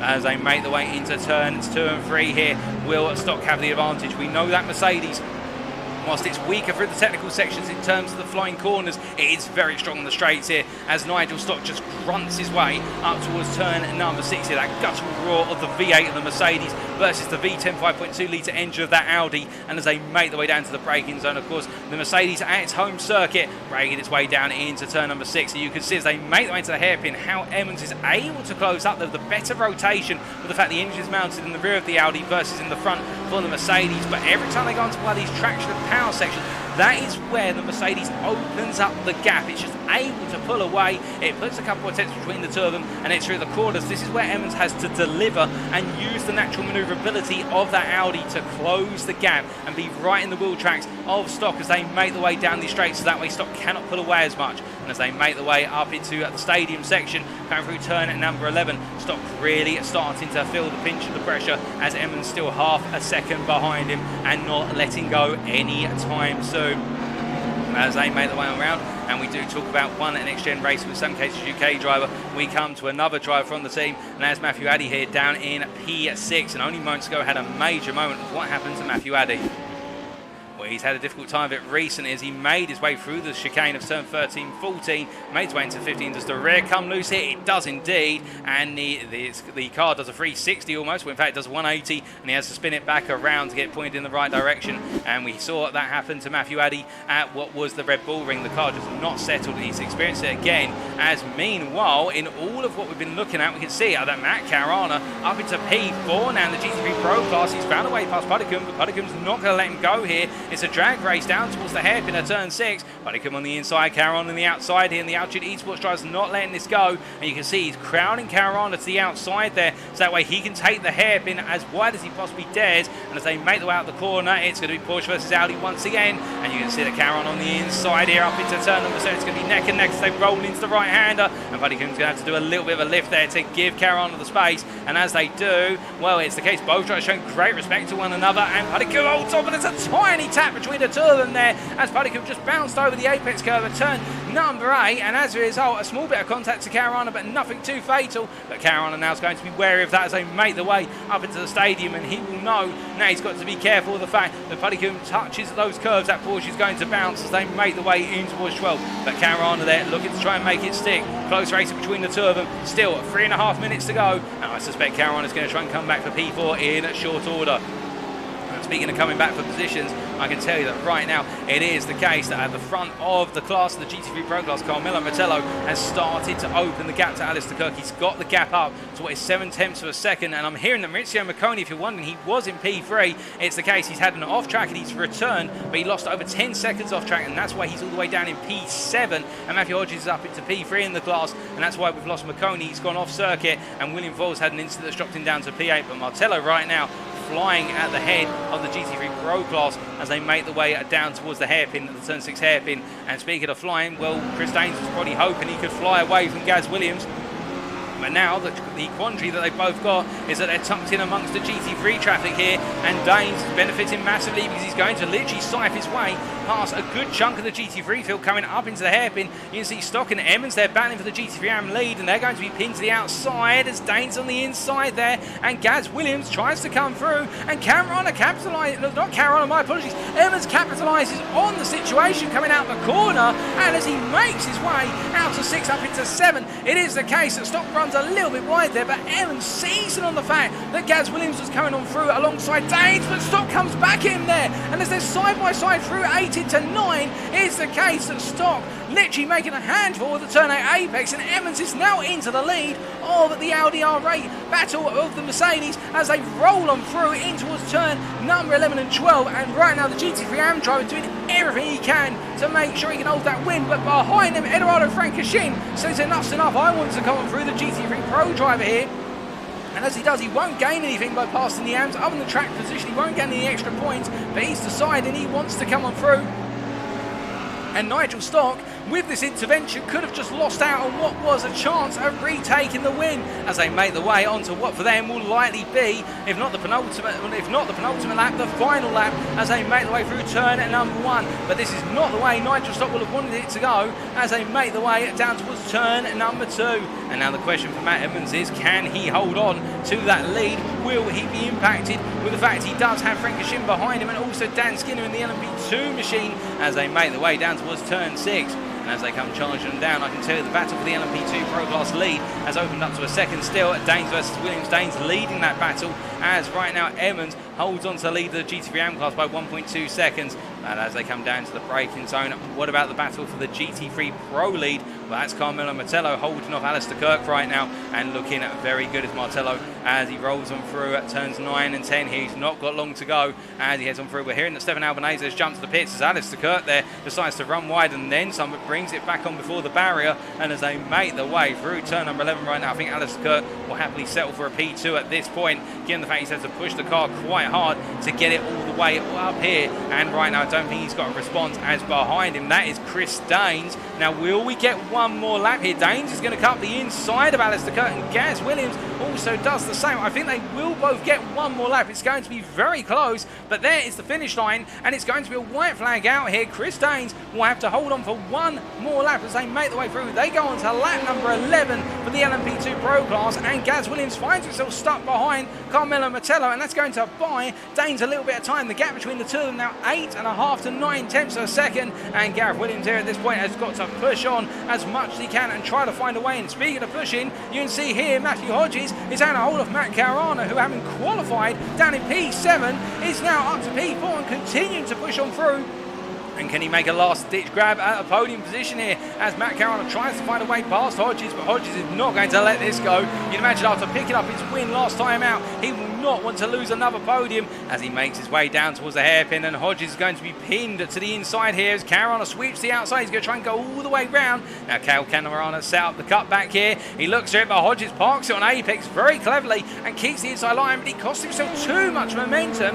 Now Caruana's got to dare to sweep around the outside. He's going to try into turn 7, and he's just got himself ahead there enough to have the space. And as they come down to turn number 8, well, Hodges looks the inside here, and Caruana gives in the space. They're side by side exit in the corner, but we must cut away from them because right now our LMP2 Pro Class leaders are making their way through the stadium. It's Daines ahead of Williams, and by the margin of 7 tenths of a second, and with 2 corners to go, I think Daines has got it, ladies and gentlemen, because as he comes out the final corner, it will be Chris Daines from Verana Motorsport who takes the win in the LMP2 Pro Class in the sprint at the Hockenheimring ahead of Gaz Williams in a closely fought battle. And then it will be Adam Delmont who comes home P3 on the podium there. Behind them, will be Carmelo Mettello, who takes the win in the GT3 Pro class ahead of Alistair Kirk. And in P3 will go to Matt Caruana when it all is said and done in the GT3 Pro class. A great recovery from Matt Caruana. And then what about in the GT3 AM class? It will be Matt Evans who takes the win just ahead of Nigel Stock. And then completing the GT3 AM podium is Sean Cranley-Swash there. Another podium for the Renault Motorsport driver. His debut in the season was fantastic, and he's following it up with another podium today. My goodness, the Renault Motorsport team must be very happy with how the results are going their way so far, in the fact it is working out. But in terms of battles and a driver, we're very happy to see right up the top there. Carmelo Mettello, albeit he's already jumped to the pit, and Matt Evans in the end capitalising on what was a traffic-filled situation to pip Nigel Stock to the post. And I think Stock will be kicking himself for not being able to hold on to the lead of the GT3 AM class. But to be fair, a P2 and finishing directly behind your main championship rival is critical, and Stock has mitigated the damage as much as he can. Sean Cranley-Swash there, that P3 will be very happy. But meanwhile, in our LMP Pro battle, you can see Chris Daines here, Gaz Williams and Adam Delmont. They'll be happy with those podium finishes, and I think Daines will be thinking to himself that Williams in the race is a completely different style of animal. He just seems to have this natural pace which enables him to stay right there with Daines, and I think it's going to be very key on strategy how the two play out over the course of the feature. And don't forget Adam Delmont, a great P3 drive there from the Excite Racing driver. Can he back out with another podium in the feature? Well, with that, ladies and gentlemen, it's time for us to take you through those race results subject to stewards' inquiries post-race, of course. So, in the sprint race in the Apex Racing Academy lobby of round 6 of the Proto GT3 Championship, we see it was Chris Daines who took the overall win in the end by 7/10 of a second ahead of Gaz Williams in P2 and Adam Delmont completing the LMP2 Pro podium there for Excite Racing. Jamie Dory P4 and Dan Skinner P5, and then in P6 overall, our winner in the GT3 Pro category, Carmelo Mettello there, returning to the top step. The DRS Esport LMS1 driver putting in a fantastic drive, and he and the team will be best pleased with that. P7 goes to Alistair Kirk, that's P2 in GT3 Pro class. His switch to the GT3 Pro category as of tonight, starting off on a great note. And Matt Caruana in the end finishing 3rd place on the podium there, a critical result to keep the points flying in his championship campaign, particularly that championship lead, which he'll be looking to extend. Matthew Hodges there, P9 ahead of Callum Puddicombe, P10. Puddicombe bringing home a P5 in the GT3 Pro class on his debut. Congratulations to him. Eduardo Frankishin P6 in the class, P11 overall. And then Matt Evans finishing P12 overall. That is the win in the GT3 AM class, ahead of Nigel Stock by a small margin of what was half a second. Maurizio Marconi P14, and then Sean Cranley-Swash completing the GT3 AM podium there in P15 overall. William Fold P16 ahead of Stuart P. Taylor, a P4 in the GT3 AM class. TGC Racing's driver there will be very happy with that result. Lee Horn P18, and then further down we see Gowan Garner P19 ahead of Ben Payne completing the top 5 for the GT3 AM class and completing our top 20. Matthew Eddy P21, Jordan Pope P22 after that disastrous moment on the second lap which saw him on his roof. Stefan Albanese P23, Darren Dotley P24, and then Morten Esseus and James Slates unable to take to the grid, classified P25 and P26 respectively. Well, with that, ladies and gentlemen, those are the results of the sprint here at the Hockenheimring in the Apex Racing Academy lobby, and we will be back in approximately 10 to 15 minutes time for the build-up to the feature race. Don't go anywhere, you won't want to miss it. If the sprint is any indication, we've got plenty more racing action to come.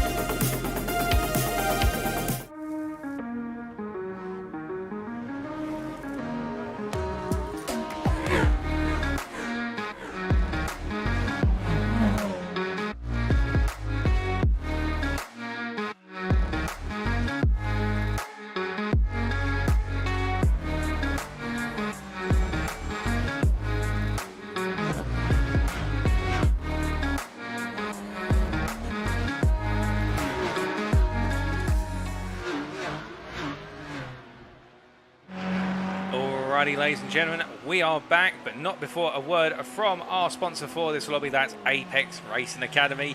And again, we're very grateful to have them working alongside us for this series, sponsoring Lobby 1.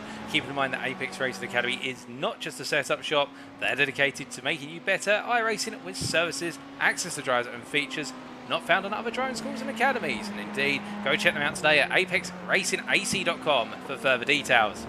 But as our drivers return to the circuit now for the remainder of the 5-minute warm-up session here, we're looking at Gavin Gardner as he makes his way through turns at 13-14 up into 15-16.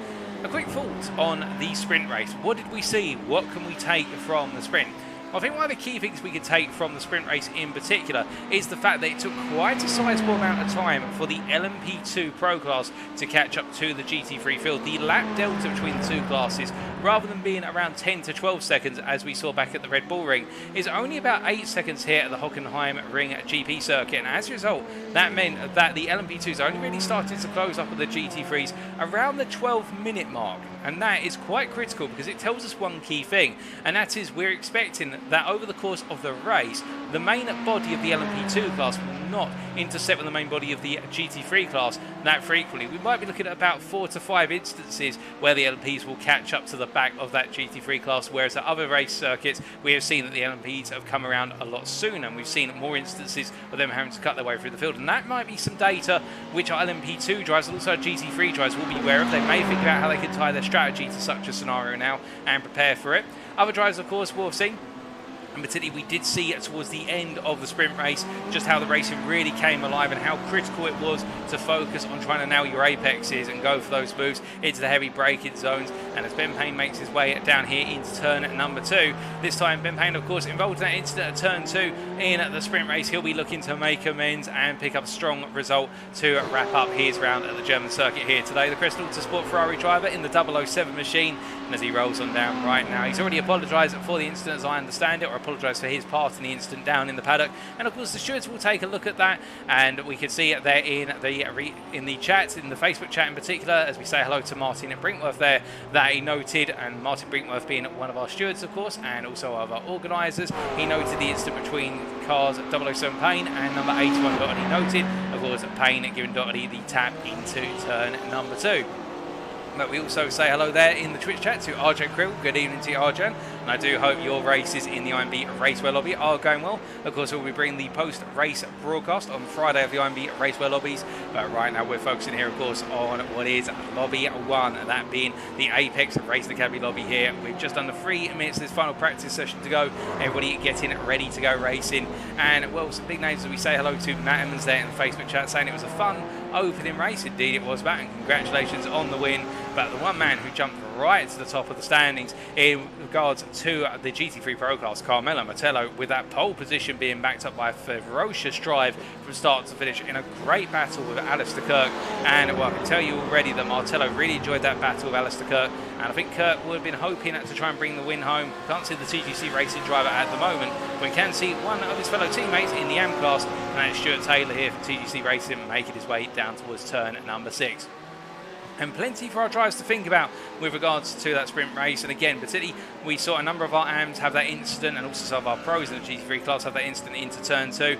And we saw that Sean Cranley-Swasher in particular decided to take a very deep line to avoid the incident there. A very smart move to go all the way around the outside. He lost a bit of time, put some marbles on the wheels. He picked up a bit of rubber on the wheels, but it is the case of some marbles. But he was able to avoid the incident and stand race, and that led to him bringing home a P3 in the sprint, and he'll be looking to try and add another podium to that come the end of the feature.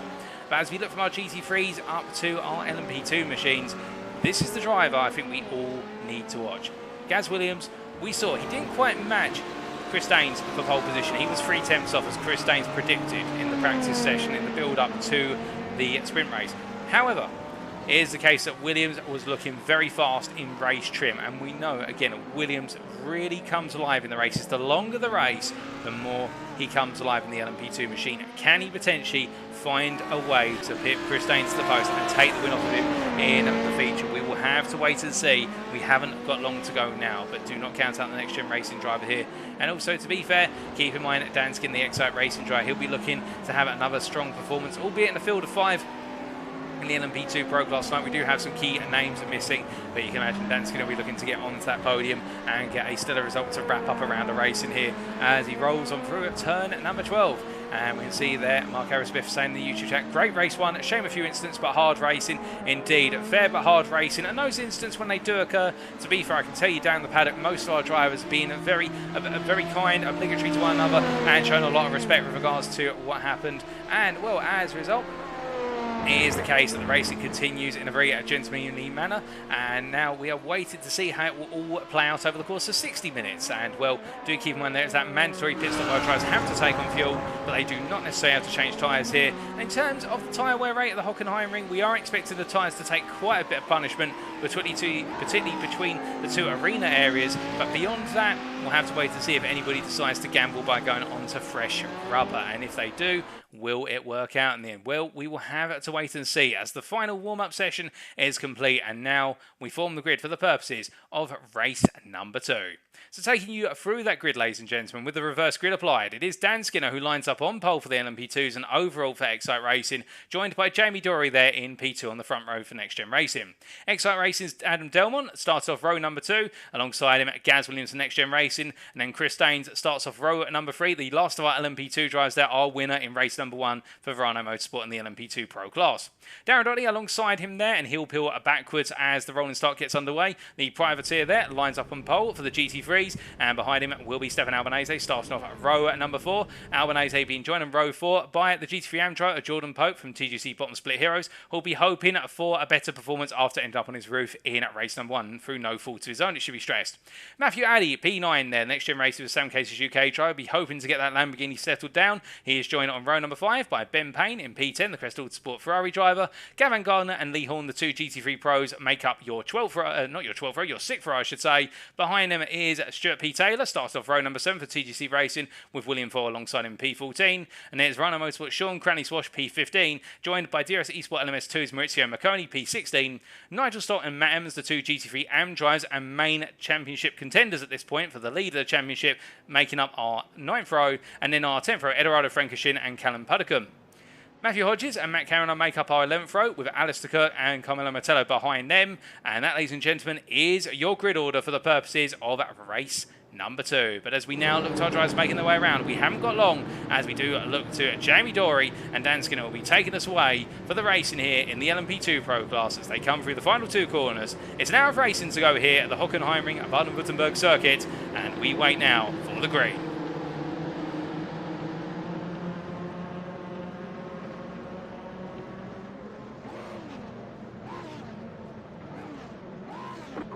Green flag. And it's lights out and away we go once again here as all our tries get underway. Dan's going to get a good start, but you can see Chris Daines immediately cutting to the inside here, trying to take a little peek at the inside for Adam Delmont, but he loses momentum as a result of that little sneak peek. And as they roll on down towards turn number 2, no change between our LMP2 drives. What about in the GT3 class? Meanwhile, we can see Darren Dottie holds firm at the front of the field, and meanwhile a little bit further back, some moves going already. Nigel Stott being passed by Eduardo Frankishin, the pro getting ahead of the Am driver, but then we look back up towards the front of the pack and we see Lee Horn going in, and Stefan Albanese goes very deep with the brakes as well. Lee Horn trying to hold the inside versus William Foll in the battle for P2 in the GT3 Pro class. This battle's kicked off nice and early as they make their way now down the long run up towards turn 6, down towards the Spix curve, and as they make their way all the way down through Parabolica, it is occasion you can see Lee Horn there being held to the inside versus what is William Foll as they make their way down to the braking zone. Now who's going to get the upper hand on the braking? As you can see, trying to come through between them, it's Maurizio Marconi, and Marconi there daring to dream the noses manoeuvre under braking. Oh goodness me, and snap oversteer there from Maurizio Marconi sends William Foll wide, and Foyle I think is going to be wondering what on earth has happened there. Well, Gavin Gardner's capitalised from that, there's no doubt about that, as Marconi goes wide off the road. A bit of contact with Matthew Addy there I think, as Addy goes very deep into the corners. Oh, kicking off as Addy goes wide on cold tyres, and as they all run from him, that Callum Puddicombe's had a bit of an incident as they make their way now out of the first arena section in towards the second one, but Matthew Addy finds himself behind drive. Oh goodness me, that's Nigel Stott sideways across the road, and also Matt Emmons, both of the GT3 Am Championship contenders here, both sideways, and Matt Emmons has come off with the worse damage, and the two of them, I'm wondering if there was contact between the two drivers. We'll have to wait to see in short order, but meanwhile, after one lap in the LMP class, it is Dan Skinner leading ahead of Jamie Dory, and Chris Daines in P3, followed by Adam Delmont P4, and then Gaz Williams P5 as they all make their way around once again. And then the GT3s. It's the GT3 AM leader Darren Doherty ahead of Stefan Albanese, the GT3 Pro leader. Then behind them we do have Ben Payne, followed by Lee Horn. And then it is the case Gavin Gardner, followed by Maurizio Macconi as they roll them down towards turn at number 2. Macconi a little bit off of Gardner right now after a difficult opening lap here. And Matt Caruana has made quite a few positions already. He's continuing to push hard as he tries to charge his way up through the field and get another win to his tally. Now, can he do that? That'll be the big question, or at least a podium. That'll be his target. There's no doubt about that. But fortunately for him, he's then got Stuart P. Taylor, who's acting as a little bit of a rolling roadblock here. Although no disrespect to Stuart Taylor, it just seems like he hasn't walked quite the pace compared to the drivers behind him right now as they all come roaring on down in towards the hairpin. And you can see Caruana going for the move up the inside. It's going to be a simple move as he makes way through, and it's the case that Macconi's not able to come back. Meanwhile, Matthew Addy comes from the inside there versus Stuart Taylor. Martello comes up the inside of way Sean Cranley Swash. They all change places, and I can tell you that right now Chris Daines, oh my goodness, and what on earth has happened to Chris Daines? Chris Daines is off into the gravel of turn number 12 there. What's happened between the two drivers? Let's find out.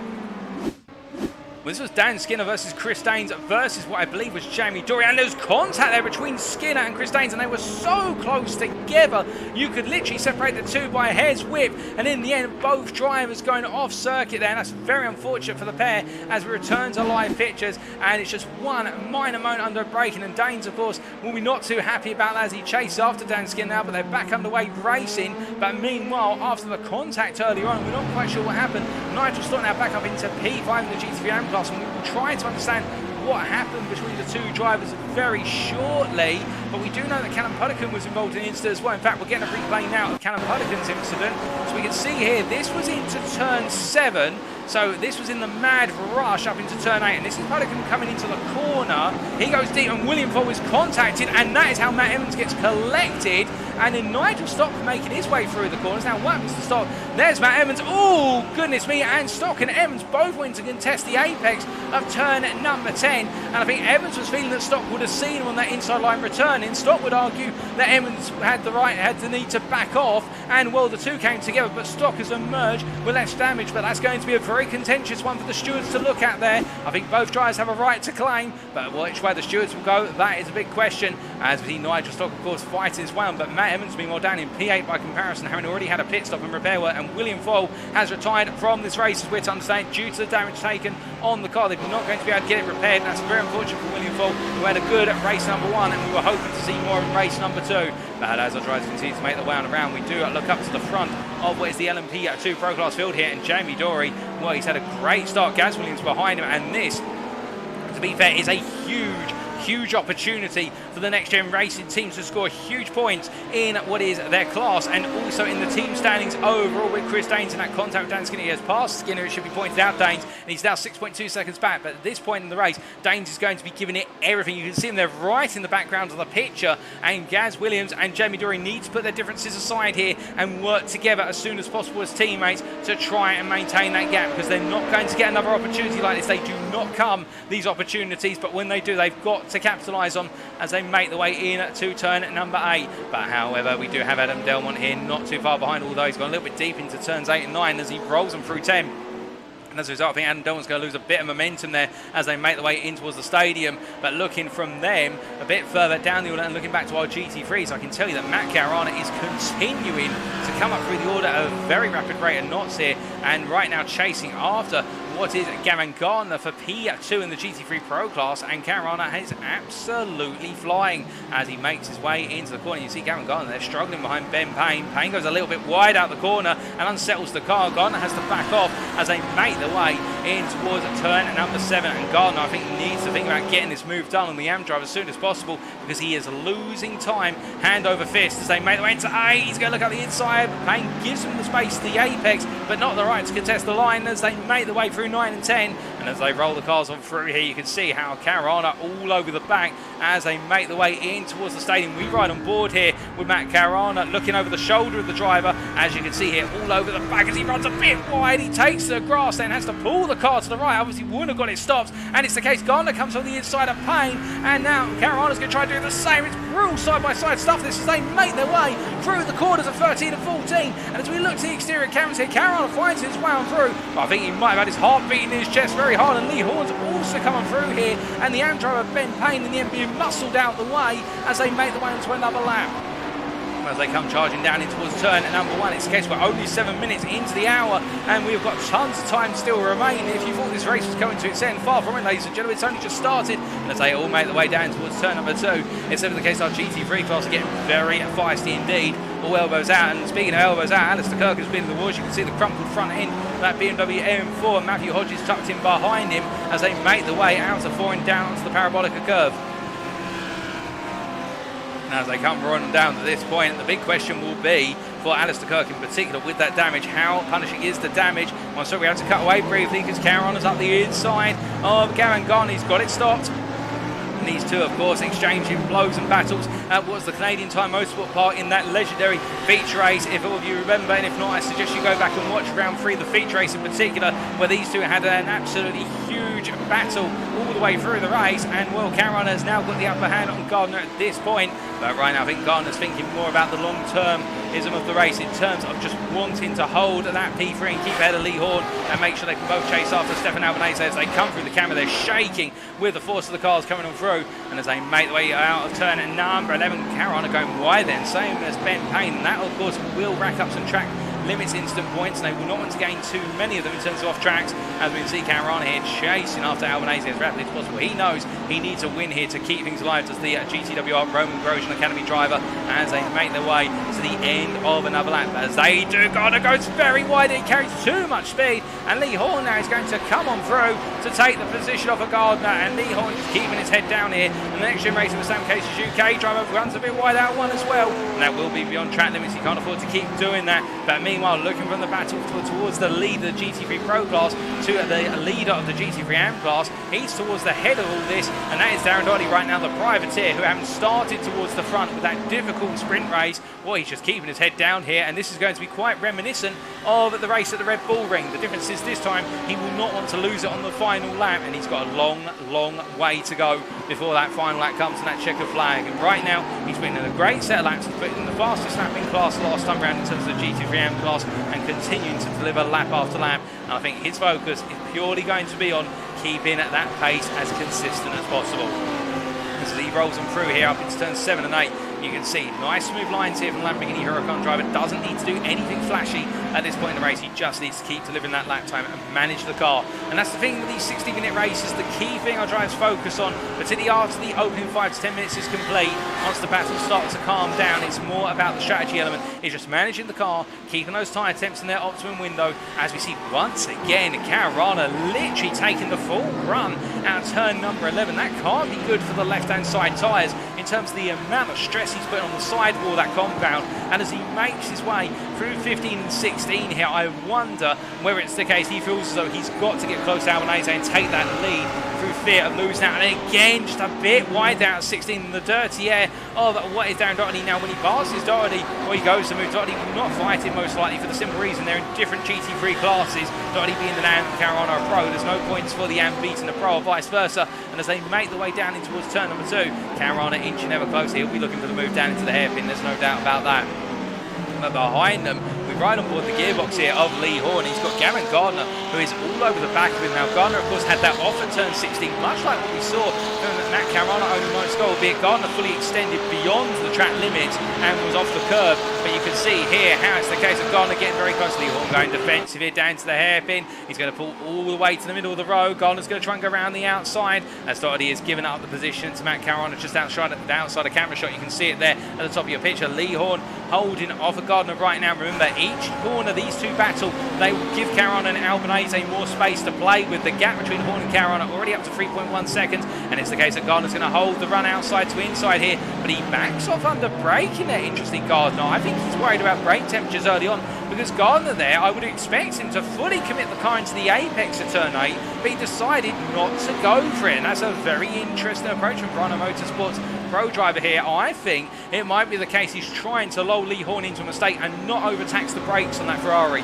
because otherwise he would have fully committed, and he's gone a bit deep here into the corners. We see Carmelo return, Alistair Kirk going through past Ben Payne there. They're trading places with the AM driver, the two pros, as they all make their way through 13 through to 15 as they roll them through. You see Lee Horn taking a bit too much apex curve, and that's unsettled the car for Lee Horn as he makes his way out to 16, and now it's the case Gardner, Martello and Kirk are all right there with him in the long run, as we see Kirk flashing his lights, trying to distract the three drivers in front, and Lee Horn now has a hungry pack of cars behind him, all wanting that coveted P3 position, and the gap between Horn and Caruana on that lap has opened up massively as we see Alistair Kirk up the inside of what is Carmelo Martello, and there's a little bit of contact there with Gardner. It's unsettled Gardner as we see there coming through. That's Jamie Dory, that's the LMP2 Pro leader trying to snake his way on through as they all make their way down Parabolica curve, and Alistair Kirk has found a way past Gardner, albeit with a little bit of contact.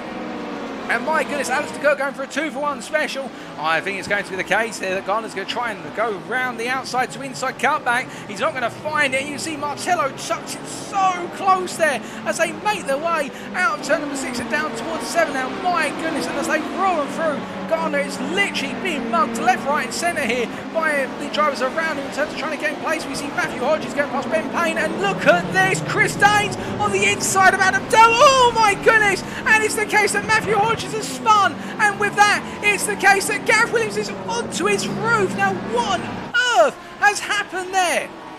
Well, as we take a look back, it's the case that Matthew Hodges coming into the corner. Now he was battling with Ben Payne here, trying to take track position up the inside when Gaz Williams, and there's a tiny bit of contact between the two of them, literally just a pixel or so, and in the end that is what led to the two coming together, and the contact, it resulted in what was eventually Gaz Williams going upward to his roof. But we now look back to those live pictures, because it was the case that Delmont, Daines all came through and got involved in that, and well, Jamie Dory right now must be thinking to himself, well, thank goodness I wasn't involved in that, as Chris Daines is into the pits here. There's damage on that car as we see Gaz Williams parked up there, but the thing for Williams is he's had to jump to the pits, which puts him an entire lap down. But it's not going well for either of the two main protagonists in the LMP2 Pro class here in this feature race, and right now it's looking as though we're going to have a new winner in the class, where plenty of time still remain on this race. You can see a bit further back there, that is Matt Caruana looking for the move on Stefan Albanese here for the lead of the GT3 Pro class,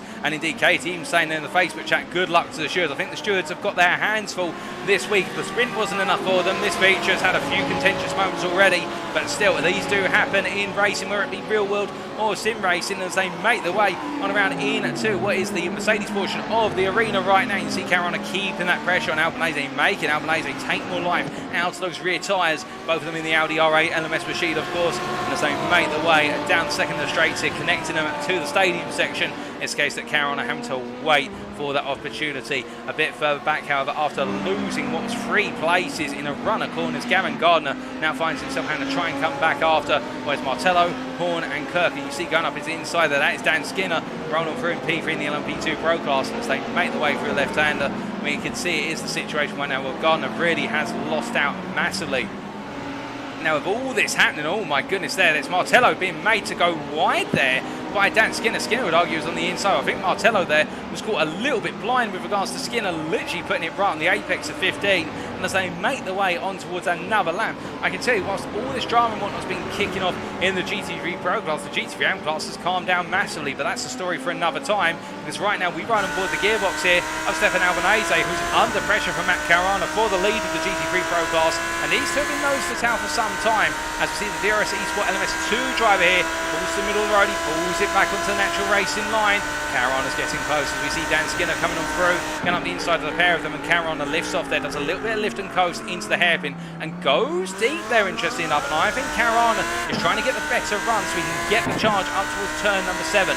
Now as they both make their way through, I can tell you that Carmelo Mateo has just passed Lee Horn. We'll take a look back at that in a brief moment. But right now, Albanese being made to feel a lot of pressure here from Caruana. But Caruana, again, we've talked about this in the past. He knows where to maintain that momentum and how to keep that pressure on. He will be right there and he'll make you think he's going for a move, and that will cause you to go deep into a corner, cause you to lock up, make a mistake, get on the power too soon and spin the car.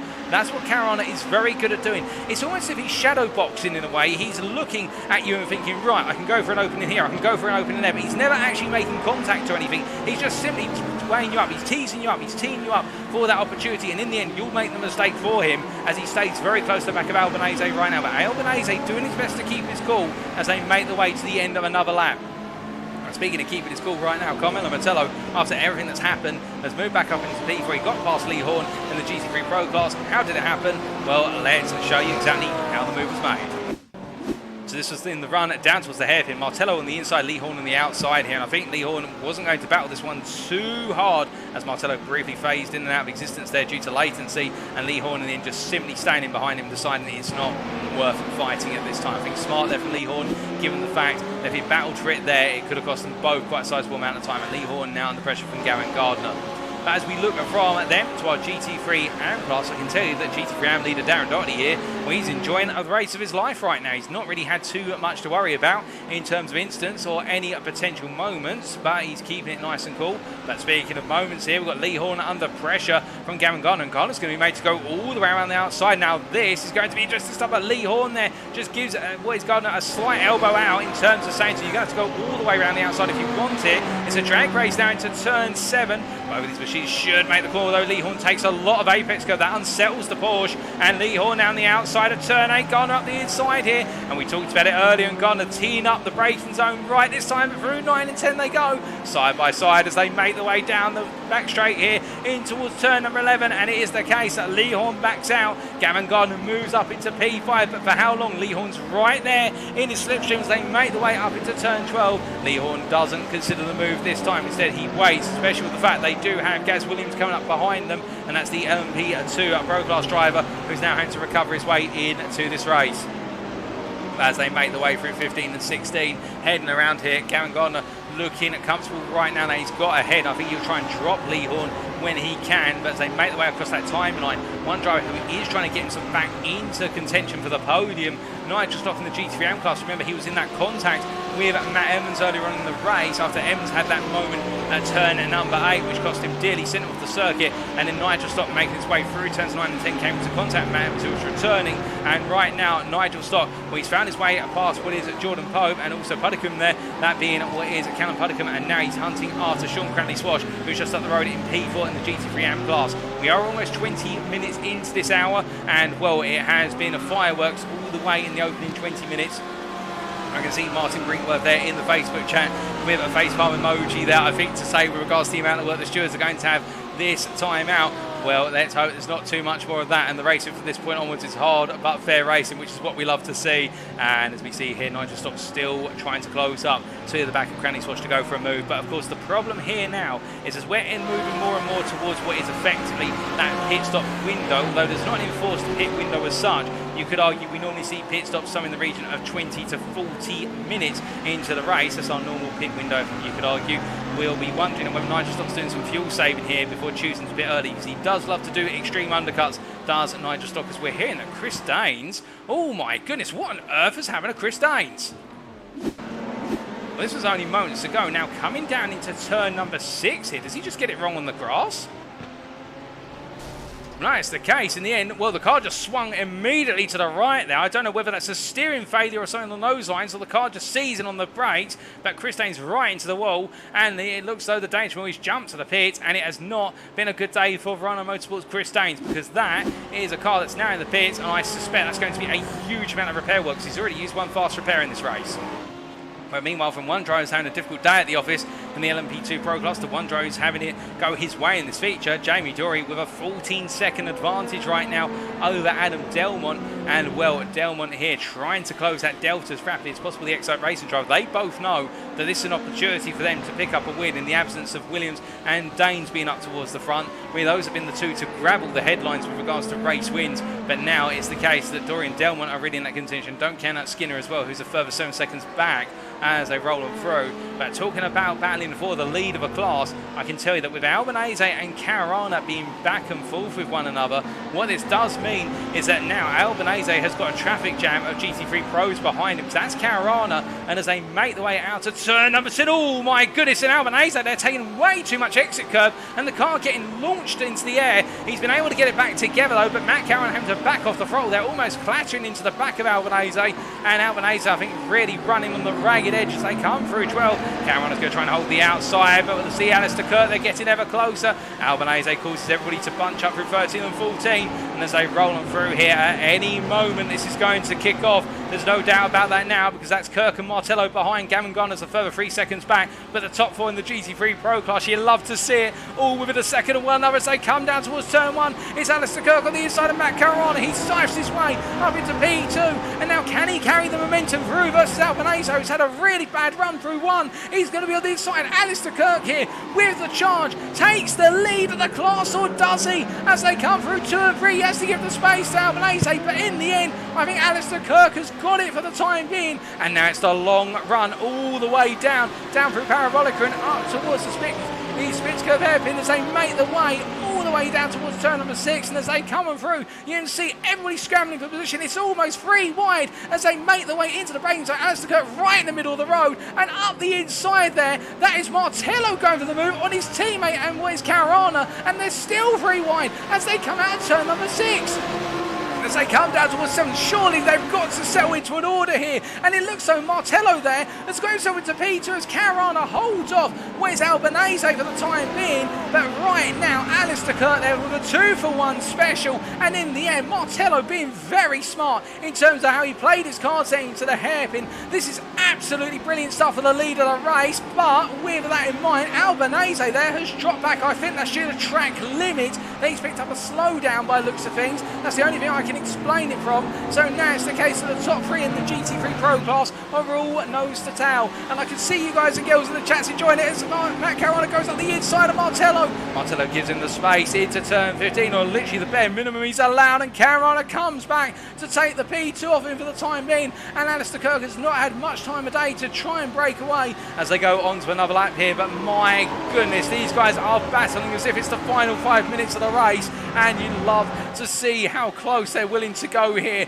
And be fair, behind them, well, Stefan Albanese right now has got Gavin Gardner all over the back of him after picking up that slowdown coming through the arena sections, and now Albanese's got to worry about the pressure from Gardner. And as I was about to say, I can see you guys and girls that enjoyed it in the chats there. Nathan Scott in the YouTube chat said the 2-for-1 special for Captain Kirk, and Darcy Trafalgar in the Twitch chat we say hello to, saying a super excited skirmish for P1 indeed, and that skirmish is not over by any means. Now the thing that Matt Caruana has now got to figure out is how does he play this versus Alistair Kirk, because of the fact he won't have raced against Alistair Kirk before, or at least in Next Gen Series as far as we're aware. So as a result now, Caruana has to look at his opponent and understand, right, what does Kirk do to defend? Does he go deep into corners? Does he block the inside early? Does he go late? And that's the thing, when you're not used to racing with another driver, you've got to understand their behaviours and their patterns. But to be fair, Caruana has got a lot of time to play with here. It's not as though we're even halfway through this race so far. We're only 24.5 minutes, still plenty to go as they roll through the corners. And right now, Alistair Kirk, well, he was looking to go well at the ring, and he's looking very strong right now in that BMW M4. I think he was definitely right to consider that switch to the GT3 Pro class. Of course, he's gone in tonight on 0 points, but he's going to be bagging a lot of points if things finish as they are. As he rolls on through 15, you can see Caruana literally squirming all over the back of Kirk. So we right on board the gearbox here of the BMW M4 driver. But the problem is with Caruana, he's got the run through the sweepers, but when we get to these straight, you can see he gets close, but not close enough to contest the move, and instead he has to try and get Kirk to make a mistake as they make the way through 1 and up towards 2. As they come down towards the hairpin, again, it's one of those situations, as you can see, Caruana just taking a little bit of a duck out to the inside. They're just trying to get into the head of Caruana, and what is Kirk, sorry, my apologies, and also say at the same time to Martello, you're not coming out the inside. I want this P2 and I want the lead. And as they make the way down towards the hairpin once again, I can tell you that our LMP2 drivers are into the pits of their scheduled stops with the City, Jamie Doreen, Adam Delmont, but that's irrelevant right now because we'd see Caruana up the inside of Alistair Kirk as they come into the braking zone here for turn 6. Caruana's going to go for the move, he's going to dare to dream. Kirk's going to be looking for the cutback, but he can't find it, so he's made to be hung out wide and dry, and Matt Caruana finally finds his way into the lead for the time being as they make their way down towards turn 7. Into Mercedes corner they go, and as they do, will Kirk try and put up the inside into turn 8. He considers it, but he doesn't get the momentum, but Caruana overcooks it into the corner, and Alistair Kirk comes back in a rare error for Caruana. It is the case that the TGC Racing driver retakes the lead, but this is nail-biting stuff. It is back and forth between these guys non-stop, and I can imagine right now what must be going through the minds of those drivers in the cockpits in terms of how hard they're having to work their machinery, and well, will it all come to tears? We hope not, but right now they are battling this one tooth and nail as if it's the finale, and well, I can tell you we've got a lot more rounds of this championship to go, and if this is what we're to expect from these three all the way to the season finale, we are in for a cracker as we see Caruana go very wide. They're literally rally crossing off the road and almost losing their rear, and Martello almost following suit there. The two Audi drivers literally on the ragged edge of adhesion to the road surface, and meanwhile Alistair Kirk just looking as cool as a cucumber in that M4. But as they make their way through, unfortunately we do have to cut away from them briefly because it is the case, it's not just the Kirk, Caruana and Martello show, although we'd love it to be that way right now. I do have to tell you that in the LMP PRO class, as we see Jamie Dory here making his way through turn number 11 up into 12. He has had his first scheduled pit stop, and he's still out in the lead by 13.3 seconds ahead of Adam Delmont, who we see here coming through the camera shot for Excite Racing. And in a bit further back, we do have Dan Skinner here in P3, Gaz Williams a lap down in P4, and Chris Daines has retired due to the damage picked up from that instant coming down into the hairpin. But as our drivers continue to make their way around, what about the story in the GT3 AM class? Well, there's not too much happening in the GT3 AM class, it has to be said, although we see Callum Puddicombe here in the GT3 Pro class has had a bit of a moment. I'm not exactly sure. That looks to be at turn number 6. Now, what on earth has happened to Callum Puddicombe? Making his way on down here towards the hairpin. Are the brakes just simply locked up, or has something else gone wrong? Whereas Nigel stuck a bit further back, he's too far away to have an incident, and well, there's the story being told. Puddicombe just taking a bit too much curb and getting greedy and putting the left-hand wheels onto the grass under braking, and that unsettled the car and caused it to slide across the road surface. But he'll learn from that mistake, there's no doubt about that. As he's back up to speed P6 in the GT3 Pro class, but right now things are silent on the GT3 AM Frontier as we're hearing that into the pit comes both Alistair Kirk and also what is Stefan Albanese, both of them coming in, and that releases Matt Caruana into the lead of the GT3 Pro class here. Now the question will be, when does Matt Caruana decide to pit? Because looking at the circuit radar right now, I can tell you that Albanese and Kirk, well, they've got Martello, it's the case. We've also got Martello into the pits, Puddicombe into the pits. They're all piling on in, and with that in mind, the question will be, will they come out in clear track or will they find some traffic? As they find any traffic, that is going to be fatal. But in terms of battling for position right now, you can see that after the pit stop, it's Carmelo Martello who's actually come out ahead of Alistair Kirk. He has jumped Alistair Kirk in the pits. So Alistair Kirk, well, I think taking that fast repair has cost him a little bit of time. And as they make their way down, it is the case that Alistair Kirk has now dropped down to what would effectively be, if we assume Caruana comes out ahead of the pair of them, it would be P3. If he comes out behind them, it would be P2. And now can Carmelo Martello run away with this one, given the strategy as they come roaring on through? And we're hearing there from race control, thank you Martin Brinkworth in the Facebook chat, that it is a drive-through penalty for 25 instant points for what is Callum Puddicombe. So that's why he's recently come on into the pit for that penalty. In fact, it does look as though he's listed us out. I'm wondering if that is an early retirement, and it may be the case that penalty has to be served at the next race. But that'll be for the stewards to analyse later on. We're not 100% sure on that, but as our drivers continue to make their way on around, we now do wonder, when will Matt Caruana peel on into the pits? He comes on in. This is the critical pit stop then for Matt Caruana, because he needs to come out ahead of Martello and Kirk. He's battled that position for so long. Where is Carmelo Martello? He right now is making his way out to 10, up into 11. They do have, what is there, Jamie Dory coming through, but Dory does not cut in front of Martello, so there is space as they make their way up in towards turn number 12. Martello here will feel a little bit of pressure from Dory. He's going to try and go around the outside, but Dory's not going to be given the time time and space as they make their way through 13 to 14. Martello gives the space down the inside. That's not going to cost him any time. Next, that's the racing line for Martello, and Dory will be well clear. But what about Caruana? He's still in his pit box. He's finally exited his pit box. What about Martello? Well, it's the case. The DRS Esports LMS1 driver's making his way on through. It is going to be very close as they come through turn number 1.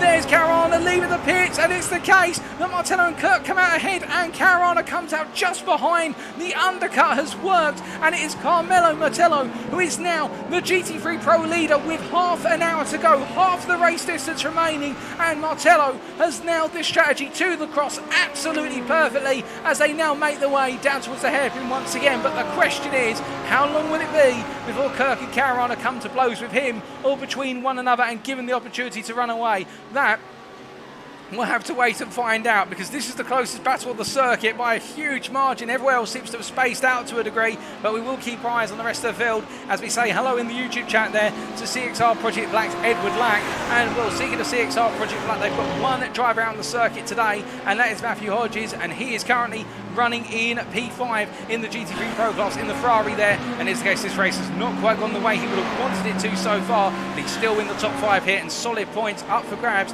if he does bring this home. And all of our drivers have served, as we understand it, their scheduled pit stops now. So it is a case, it's a race to the finish. Not too much strategic variety today other than what we have seen in the battle for the lead of the GT3 Pro class, but still plenty's going. Hodges chasing after Gavin Gardner, who you see in the foreground of the camera shot. He's just going to turn 11, and Hodges following suit now as he rolls on through.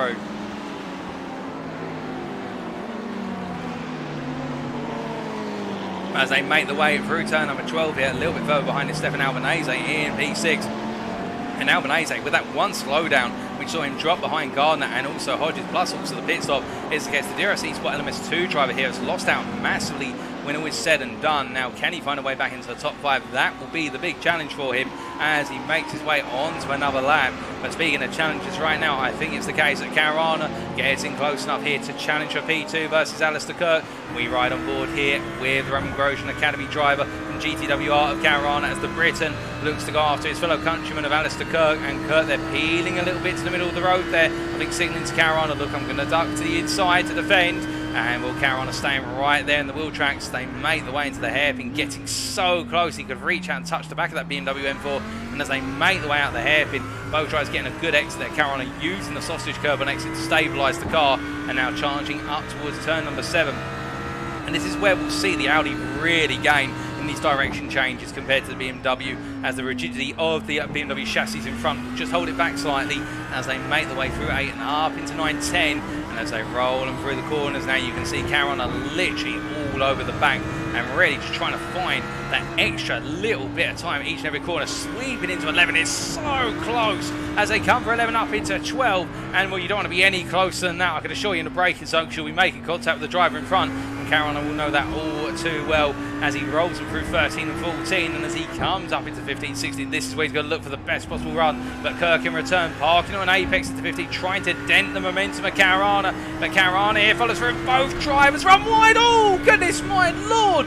Caruana there again, literally taking more than the road's width and catching the car. And well, give this man a place in the British cricket team right now, because if he can catch a car like that, what would he do with regards to catching the ball in the midair? And well, my goodness, Caruana there with cat-like reactions, and he is all over the back of Alistair Kirk as they make their way down towards the hairpin once more. And this time, surely Caruana's going to have an opportunity. If he's not close enough this time, what does he need to do to go for the move? He's literally all over the back bumper of Kirk here.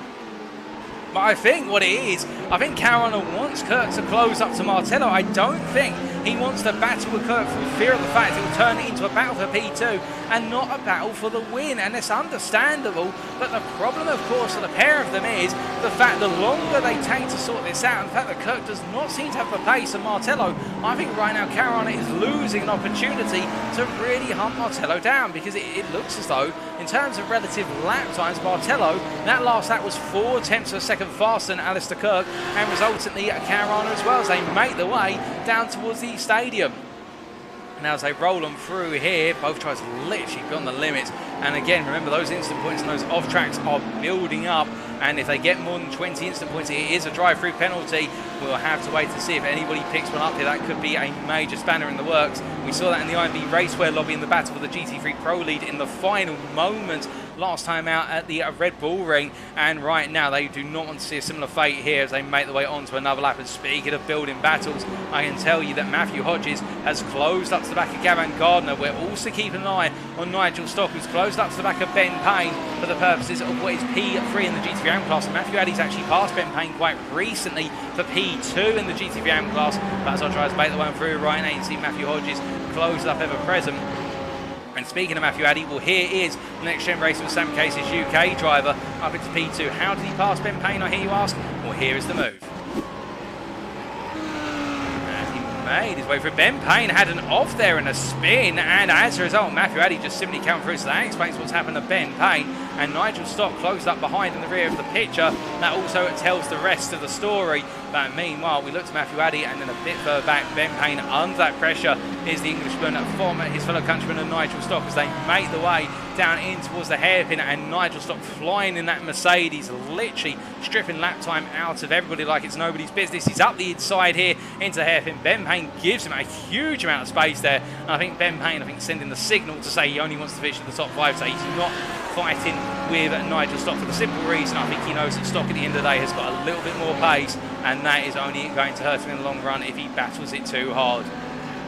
As they roll through into turn number 8, Sean Cranley-Swash will be the next driver to try and attack Ben Payne if he can close on up.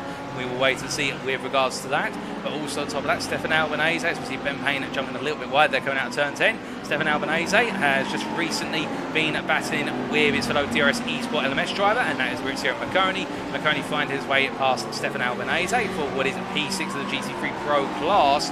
But those are the most recent changes, and then we have of course got the building battles of the drivers in front, and you can see here Gavin Gardner as he comes through the picture and makes his way into turn 1 where he's tucked in behind Darren Doherty, the GT3 AM leader, but the GT3 Pro driver in P4 has got Matthew Hodges who gets a good run out of 1. They come down towards 2, and Gardner's going to be boxed in here versus Doherty, and also Hodges. They come down into turn number 2, and Hodges plays this one very smart and takes away every right that Gardner has to defend the position, because in the end Gardner had nowhere to go. He had Doherty in front of him and he had Hodges on his side, and as a result he couldn't actually contest the position, and Hodges, with a little bit of tactical play there, has moved up into P4 and is continuing to gain ground as they make their way down to the hairpin. But you can see that Hodges wary of the fact Gardner might try and come back, and now Hodges has he's got to find his way past Doherty, who goes a little bit deep on exit. In fact, all 3 drivers do. You can see Darren Doherty there moving out of the way, and in fact I think he's trying to lift off for the pros as they make their way through, and Doherty being very smart about this, to be fair, letting both drivers go when he doesn't need to, but he chooses to so he doesn't lose any track time. And Darren Doherty being very smart with the way he's managing this race as they roll them through, and as they do make the way out of the first arena section and up towards the stadium they go. Matthew Hodges now will need to make the break with a 13-second gap to close down to that battle for P2.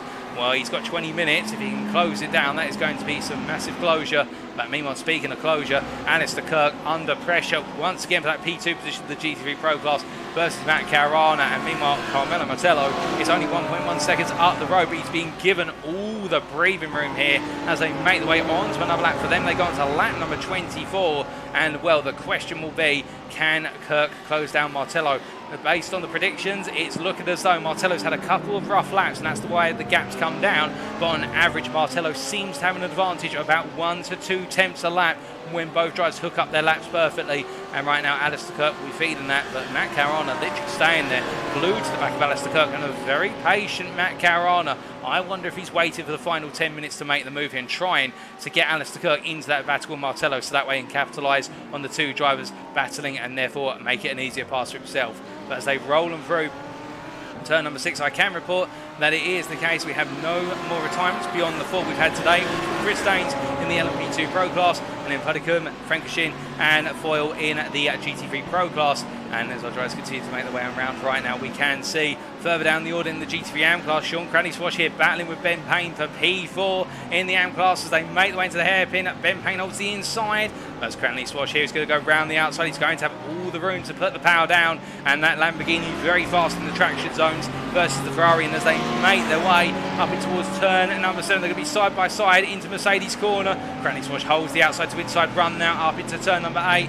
I think Ben Payne, unless he can get a cut back here, no, he goes deep into the corner. Ben Payne loses the position. Cranny Swash gains another position, and in a sudden flip of drama, ladies and gentlemen, I'm hearing that Carmelo Mettello has just retired with a disconnection, the equivalent of an engine failure, if you will. And if that's the case, it's now Alistair Kirk who leads the GT3 Pro class here ahead of Matt Caruana, and well, they have still got 20 minutes to go, and these two have been running nose to tail for so long, and that is absolutely unfortunate for Martello, who was running so well and looked on course to make it. Another fantastic result in the feature, and that is a disaster for DRS Esports LMS, because right now Martello was looking absolutely on course to take the win. And well, this happens in racing. It's the equivalent to an engine blowing up or a mechanical failure. That's not the way we want to see things happen, as we're hearing that Ben Payne has had a moment off circuit, which has led to Matt Emmons going up into P5 in the GT3 class.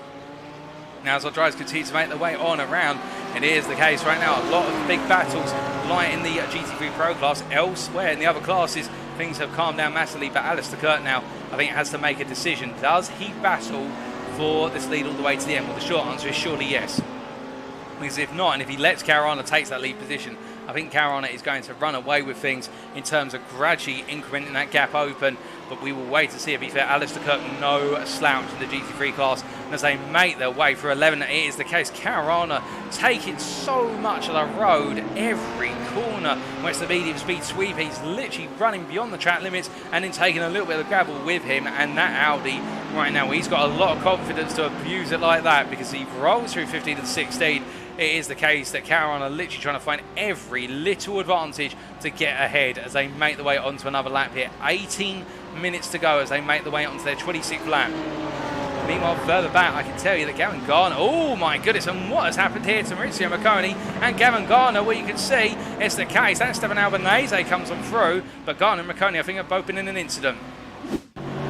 This was only moments ago. Gavin Garner was in the head position, P4 at this point, behind Matthew Hodges, and as they made the way into 15, Marconi looked out the inside, and well, both drivers came to blows there. Now it's going to be a difficult one to gauge. I think Garner would have felt as though there wasn't really the run there for Marconi to make the move, whereas Marconi would argue he got his nose ahead into the corner, or alongside, we should really say, into the corner. That's going to be a difficult one to the shooters, but I think Marconi there a little bit impatient to go for that one. I think he would have been better to have waited for the run down out of turn number 2 here, but still, that's the way it's played. He's found his way past as a result. He's up to P5, and he's lost the place to teammate Stefan Albanese, and a lot of ground to Matthew Hodges in P3 as a result of that contact.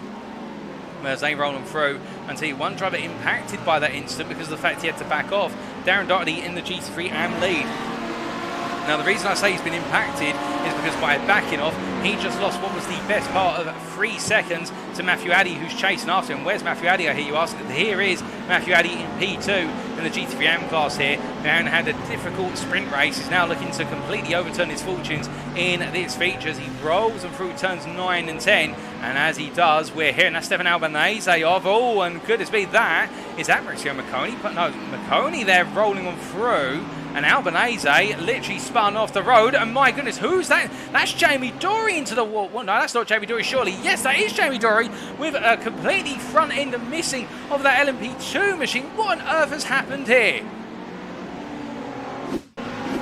So this was only moments ago. So this was Albanese coming through turn number 10. Contact there with his teammate Marconi. I think Albanese had already had an incident a bit further on, but as a result, all 3 drivers coming together, and well, that was a disaster for all of them. We take a look a bit further back, and well, it was the case. Yep, it was a 3-way contact, and that is what's led to everything that has kicked off. And Jamie Dory, who was looking to be on course for a very straightforward run to victory, has now seen it all lie in tatters. He comes into the pits here in a very heavily damaged Dallara P217 machine, and that means that Adam Delmont is now your leader in the LMP2 Pro class here in what seems to be a poison chalice, the lead of the class in this feature race. But right now, Adam Delmont from Excite Racing, I think he won't be able to believe it. He's up there with 15.5 minutes to go, and he has got a 27-second gap to Jamie Dory, who's just left the pits after fast repair. And it is the case that Adam Delmont rolling on forward, and he just needs to keep his head down now and not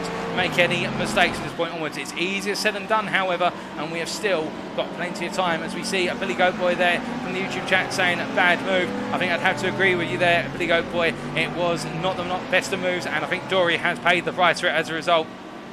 As we see Adam Delmont pushing on now, and meanwhile, whilst all this has been happening, if you want an update with regards to the GT3 PRO lead battle, it's still Alistair Kurt leading with Matt Caruana surgically attached to the back of that BMW. That Audi is going nowhere in terms of losing momentum behind as they roll them through the corners, and well, it's the case, and Caruana cuts the inside there at the very last moment. He literally left that to the final moment under braking, and I don't think even Alistair Kirk saw that coming. My goodness, I didn't see it coming, and now Caruana has got to try and hold off Kirk in the long run down towards the hairpin of turn 6, and you can see already that it's the case the BMW with straight line speed here is going to go to the inside. Kirk on the inside, Caruana on the outside. Behind them there, that's Gaz Williams, who's just going to watch. He won't interfere with this, and as they roll them through the right-hander, it is the case that Kirk is made to go deep through the corner, but Caruana cannot come back at him, and Kirk has retaken the lead, but Caruana then literally cuts into the inside last moment. I wonder if he was worried about going overly deep, but he does go a little bit deep into 7,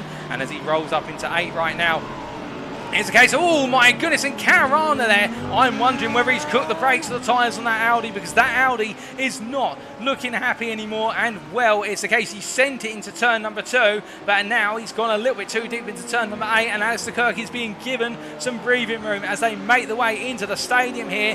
Has Caruana overdone it? That is the question, or can he find a way to bring it back under control as he makes his way through 12 and up towards 13-14? We will wait and see as he rolls them through, but James Taylor there saying lick the stamp. Indeed, it was a brilliant licking of the stamp, and he sent it first class up the inside into turn number 2, but now Caruana's got it all to do again, and he's also got a 1 second gap to close down. But to be fair, the Briton is absolutely flying even when he's tucked into the dirty air of another driver.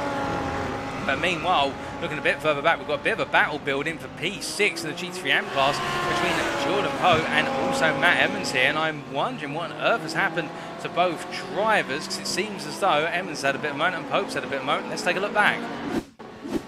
Well, this was only moments ago, making their way down towards the hairpin, and as they came in towards the braking zone here, we can see Evans going very deep into the corner and going for the move, but in the end, literally overcooking it under brake, and that's not how you go for it out the inside into the hairpin. He'll figure out to himself, and instead, he's now still languishing in that P7 position as he chases after Jordan Pope, who's keeping his head down there and not letting the fact he's battling with the championship leader phase him whatsoever. You do love to see it from the 2UC Plot and Split Heroes driver, keeping his head down and looking to bring home another solid result for the team as he rolls them through at turn number 16. As he makes his way up towards turn number 1 with just over 12 minutes to go. It is the case that Pope's still feeling that pressure, and well, what about Nigel Stock, I hear you ask? Nigel Stock has actually found his way into P2 past Matthew Addy. We haven't seen that happen on camera, but we will get a replay of it very shortly, and Nigel Stock has been building momentum, and this is how he got into P2. And well, it's coming through in towards turn number 11. That looks like we've had somebody go off. And that, oh my goodness, and Matthew Addy there has had a major off, and he's brought it back on the road. And well, Addy had a very difficult sprint race, and it looks though the curse of the Lamborghini's coming back to haunt Matthew Addy here in Europe once again because of that mistake. And now, as we return to live pictures, is the case, he's under pressure from Sean Cranley Swash, but look at the front of the camera now. That's Darren Doherty, the GT3 AM leader, who is under pressure from Nigel Stock. Stock is less than a second behind. We've got our top 4 in the GT3 AM class now separated by 2 seconds from front to rear, and as they roll them through what is turns 15 and 16, we're hearing that Matt Evans has found his way past Jordan Pope successfully this time for P6. This starting to break away from Pope, but Darren Doherty now, he's been in this situation before. It's the case that with just over 10 minutes to go, he has Nigel Stock once again breathing down his neck in the GT3 AM class in the feature, and well, can Doherty this time not let the pressure of the occasion get to him as they make the way through 2, 3 and 4. As they roll on through the corners, it is the case that Doherty here, well, he's got to think about the basics with regards to just nailing those braking points. It was the case he just outbroke himself previously, then he lost the position. We are hearing that Matt Caruana has made the move on Alistair Kirk for the lead. We will take a look at that very shortly. In fact, we're cutting over to it now, and we can see it's the case. This is the GT3 Pro lead. Now, Alistair Kirk's coming back here on Caruana, but he's not able to find a way through. As you see behind him, that's Adam Delmont, the leader of the LMP2 Pro class, tucked in behind. He will not want to get involved in this whatsoever. He'll just try and make his way through on a straight after everything that's happened to our LMP2 Pro class drivers. They all of them have been involved in incidents of some description. And as we see here, Caruana holding off Alistair Kirk for the time being. We take a look back at the move that was made for the lead. Well, this was moments ago, and in fact, this was the send into turn at 2. My apologies, we saw this earlier on. In fact, we will now get the actual move that was made for the lead. And here it was, coming down into turn number 6, and well, Caruana up the inside versus Alistair Kirk, and then Alistair Kirk went for the cutback very successfully here, but as they rolled him through the corner, Caruana simply got the move done. He got on the power nice and early and held Kirk at bay, and Kirk looked to the inside as we saw in the camera shot, and as they rolled him through 7, well, it was the case that Alistair Kirk got his nose ahead, but Caruana this time decided, I'm not backing out, parked on apex there, and Alistair Kirk had all of his momentum completely curbed there by Matt Caruana. As we return back to the live pictures now, it is the case that they are as they were when we last left them, with Caruana leading and Alistair Kirk tucked in behind.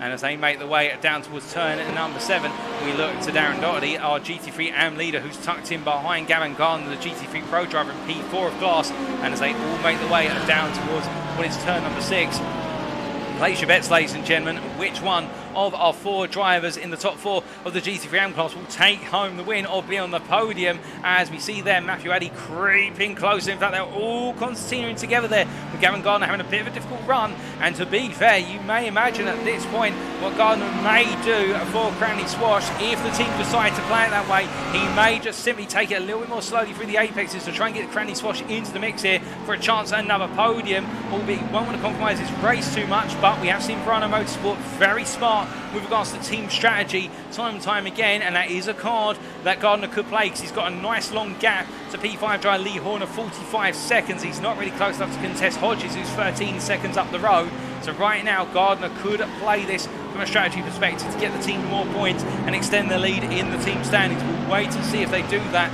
as right now Doherty has got it all to do with 8 minutes remaining by the time he completes the final 2 corners of this lap. And as he rolls them through here, we ride on board the gearbox of Lamborghini Huracan. You see that Mercedes there, just that beastly front end. So they come charging down the AMG machine. Well, only a mother could love that front grille, some would say. But as they roll them through turn number 1 right now, Doherty feeling that pressure, both of them taking the speed through turn number 1. Doherty here looks to go defensive into turn 2. He holds it, and it's going to be the case that Nigel Stock's going to try and go round the outside here. Under braking, Doherty closed off very nicely, but now it's all about the power, and Nigel Stock's got himself alongside here. That Mercedes so strong and stable on the accelerator, and as they make the way through turn number 5, will it be Stock? Will it be Doherty? As they make the way down towards turn number 6, Stock's got his nose ahead, but as they come down towards the hairpin braking zone here, you can see Matthew Addy also trying to team himself up for a move. Doherty on the inside, he goes deep, there's a bit of contact, and Matthew Addy's going to be given the opportunity here to come on through, but he has to stay tight to the inside to give the other drone space. And as they make the way down towards turn 7, Doherty holds on with a little bit of an elbow pass on Nigel Stock, and as they make the way up into 8 now, Cranley Swash up the inside of Matthew Addy into turn 8. The 2 drivers come together. Oh, goodness me. And what I think both of them would argue, this the other driver's fault. I think Cranley Swash there would feel that he had the run up the inside. Let's take a look back at that. So riding on board here with Cranley Swash, Matthew Addy going slowly through the corner, and Cranley Swash, well, he would argue he was definitely alongside, and Addy tried to hold it to the apex there, but I think it is the case that he will feel turned in, and well, the optics on that camera angle would give us the suggestion he was turned into there, but we'll let the stewards decide that one. We're not going to apportion the blame either way, but right now it is the case. We return to the live pictures here, and well, Doherty versus Nigel Stock, both of them right now pushing on as they make the way into turn number 1 once again. And would you believe it, ladies and gentlemen, we've got this battle for the lead of the GT3 AM class, and we've got Caruana versus Kirk still happening for the GT3 Pro class lead, where Kirk is all over the back of Caruana. We've got 6 minutes to go. My lord, I hope they decide to have the battles at different points so we can bring you the battles left, right and centre, and we will see And as they make their way down through 4, 5 and up towards 6 here, as we say hello to Chris Daines in the YouTube chat there. Darren Doherty this time looking on the inside, defending versus what is Nigel Stock, who's going around the outside, and it's the case that Nigel Stock, my goodness, out-braking Doherty and getting the car hooked to the apex there, and that is why Nigel Stock is on the up here in this championship right now, because that was one great pass. And right now Dan Doherty's probably thinking, how on earth did he outbrake me in that Mercedes? Well, let's take a look back at exactly how he did it. Riding on board here, you can see just cuts the inside. Now, of course, we can't see Darren Doherty right now, but under braking, he's on the right here, and as they make their way under braking, you just see rolling the car up onto the corner, and in turn, Darren Doherty on that inside line as much as he dared to be, but in the end, Doherty deciding not to go fully in, and perhaps he was a little bit hesitant about it. Perhaps he was thinking that after getting his elbows out and giving Stock a little knock the last time they went through that corner, that if he did it again, he'd give him another knock, and the stewards might raise an eyebrow with regards to it. So Doherty, I think, playing it safe that time round as well, when he could have gone a little bit offensive. But can he now come back at Nigel Stock? But it does look as though that gap between the two of them has opened up, and the question will now be, can Sean Cranley-Swash find a way with less than 5 minutes to go to close up to the back of Darren Doherty? The gap is 4.4 seconds, but on that lap, here's the case, Cranley-Swash took 1.5 seconds almost out of Darren Doherty and is continuing to close that gap down. We'll keep an eye and we'll keep you abreast of it, folks. Meanwhile, in the battle for the GT3 PRO lead, I can tell you it's the case of Cranley-Swash there decides to visit the track limits and then some, coming out to 2-3 and up into 4, but I think just overcooking it on the brakes slightly. Matt Caruana leading the GT3 PRO class right now, pushing on through what is turns at 13, 14, and, well, no, my apologies, that's turns 9 and 10, making its way down towards turn number 11, and Kirk all over the back of him, as we also say hello in the YouTube chat there to SSBB Motorsport Magazine, saying keeping her lit, Doco, and I believe that's referring to Darren Doherty, I presume.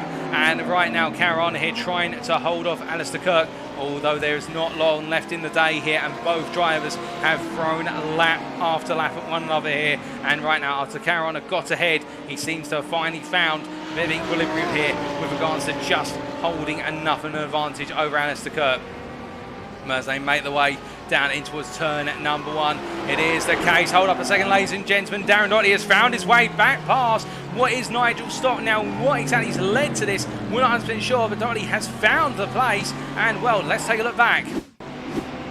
Well, it's coming out to turn number 10 there, and it looks so Nigel Stock had a really bad run, and as the camera cutting through, Darren Doherty up the inside and just seized the opportunity. So Darren Doherty back into the lead, 3 minutes to go here, and the Irishman has not given up right now, as behind them, Matthew Hodges has closed up to the back of Cranley-Swash of P3. Can he find a way through? We will wait and see, but they come charging across the timeline. They go on to another lap, 2 more laps to go for these guys, perhaps a third one, depending on where our LMP2 Pro leader and overall leader Adam Delmont crosses the line when the hour occurs. But right now, these two pushing on as much as they dare as they head down towards turn number 6. And Darren Doherty this time will know that if he's going to defend that inside line down to turn 6, he's got to go a lot deeper on the brakes compared to what he did last time, because Nigel Stock will send it all the way around the outside, and as Stock looks to go around the outside this time, you can see Doherty braking much earlier than Stock there, and actually goes very deep into the corner, but Stock follows through with him, and Doherty is given a bit of a free pass, and now it's a battle on the run. In fact, Stock just able to get round as they head up into turn 7. Now Doherty will have the cut back here as he looks to try and go up the inside into turn 8. He's not close enough to dare to dream to do it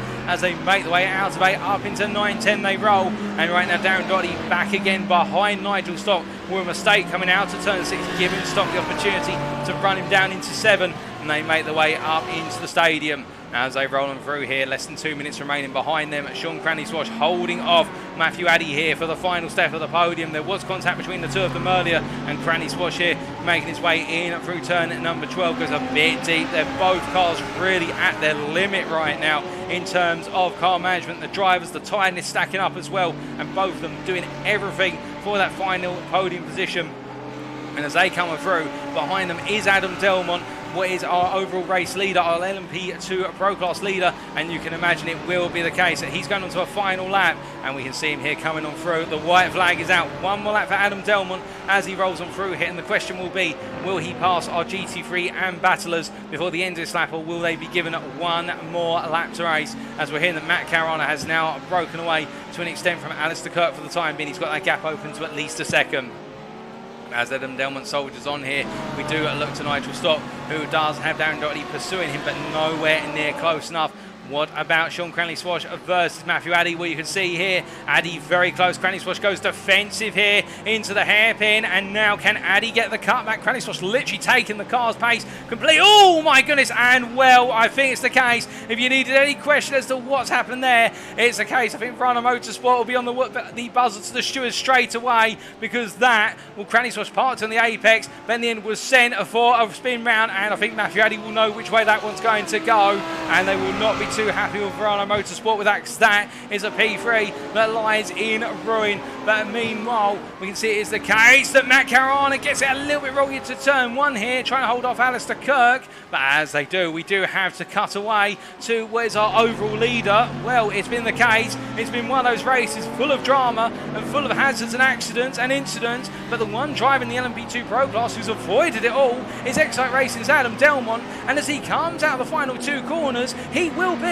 your winner in the LMP2 Pro class. We have a new winner in class, and that is Adam Delmont from the United Kingdom. He takes the checkered flag, 18.2 seconds clear of the rest of his peers, and it will be in short order Jamie Dory who comes on through to take P2 as he runs wide out of the final corner. Into the final corner, I should say, and as he comes on through, that'll be a podium for Jamie Dory, and what could have been a win as he crosses the line with Gaz Williams, who is a lap down, and it will be Dan Skinner who comes on home in what is P3 in class. A podium, a double podium for Excite Racing. We'll be pleased with that. Will be some great points to go into the bank account for the team as they come across the line here, does Dan Skinner. And meanwhile, in the GT3 Pro class, I can tell you that whilst he made a mistake into turn one, he is still holding on to that lead right now, and as he rolls on through what is turn number 12 here, it has been a huge back and forth battle. This position has been battled for throughout the race by Caruana, by Kirk, and by many others, but as he makes his way through the final two corners, it will be Matt Caruana from the Roman Grosjean GTWR Academy team who crosses the line, your winner in the GT3 Pro class here in the feature, ahead of Alistair Kirk from TGC Racing at P2, and he's got nothing to grumble about with that P2, Alistair Kirk, and it will be Matthew Hodges with a podium finish here. He'll be very pleased with that CXR Project Black driver, just kept his head down and delivered at the end of the day.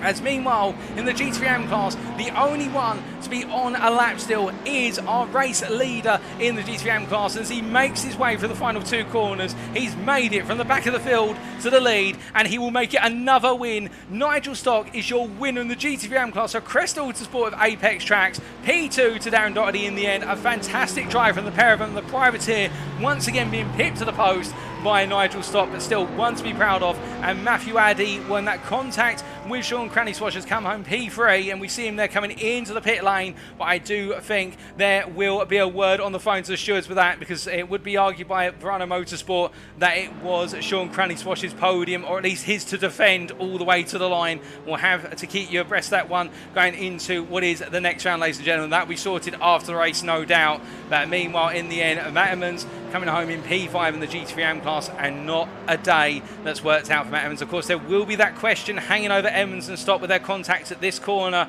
when Emmons was rejoining and Stock was coming on through. The stewards will be taking a look at that, there's no doubt about that. So it will not be a case that results are all finally confirmed, but what a race from start to finish. And with that, let's take a look at those race results subject to stewards' confirmation. As we do try to bring you those race results, ladies and gentlemen, in short order, here they are. It is the case that after 60 minutes of racing in the Apex Racing Academy lobby here of round number 6 of the Proto GT3 Championship at the Hockenheimring Grand Prix circuit, Adam Delmont brought home the overall win and the LMP2 Pro Class win in the end for Excite Racing, 18.5 seconds clear of Jamie Dory. And then at P3 and completing the LMP2 Pro podium was Dan Skinner for Excite Racing. Excite Racing having one of their best performances of the season as a whole. Gareth Williams finishing a lap down in the end after that unfortunate incident earlier in the race. And then in P5, Matt Caruana taking the win for the GT3 Pro class for the Roman Grosjean Academy GTWR team, winning in the end by a second over Alistair Kirk, and Matthew Hodges bringing home another podium. The CXR Project Black driver having a very consistent run of form, and may that continue. Gavin Garner just missing out on the podium in the end, P4 in class, P8 overall, and then Nigel Stock P9 overall taking the win in the GT3M class. Nigel Stock right now really the man to beat in the GT3M class in that Mercedes. Darren Doherty a P10 overall, P2 in class, class. A great podium finish, and again, just being pipped to the post for the win, but you never know what could happen in the next round. And then Matthew Hodges, podium finisher as it currently stands, but of course there will be that big cloud over the contact between himself and Sean Cranley Swash that we sorted out after the race. Sean Cranley Swash for Verona Motorsport, P12 overall, P4 in class, ahead of Matt Emmons bringing home at the top 5 there. Lee Horn P14, Jordan Pope P15, Stuart P. Taylor P16, ahead of Ben Payne and Maurizio Macconi. And as we look further down the order there, Stefan Albanese and Carmelo Mettello in particular, that unfortunate retirement with 20 minutes to go, robbing him of that chance to take the win in the GT3 Pro class. Oh, what could have been if he'd been in that battle all the way to the end. Callum Puddicombe, P21, Eduardo Frankishin, P22, Chris Daines with that early retirement due to the incident earlier in the race, P23, and William Foyle, last but not least, P24 there with that retirement early on due to the damage sustained. But with that, ladies and gentlemen, it's been 2 fantastic races here at the Hockenheimring, and now we're going to get ready for our post-round interviews with our selected drivers. Don't go anywhere. We'll be back in approximately 5 minutes or so for those interviews. You won't want to miss them.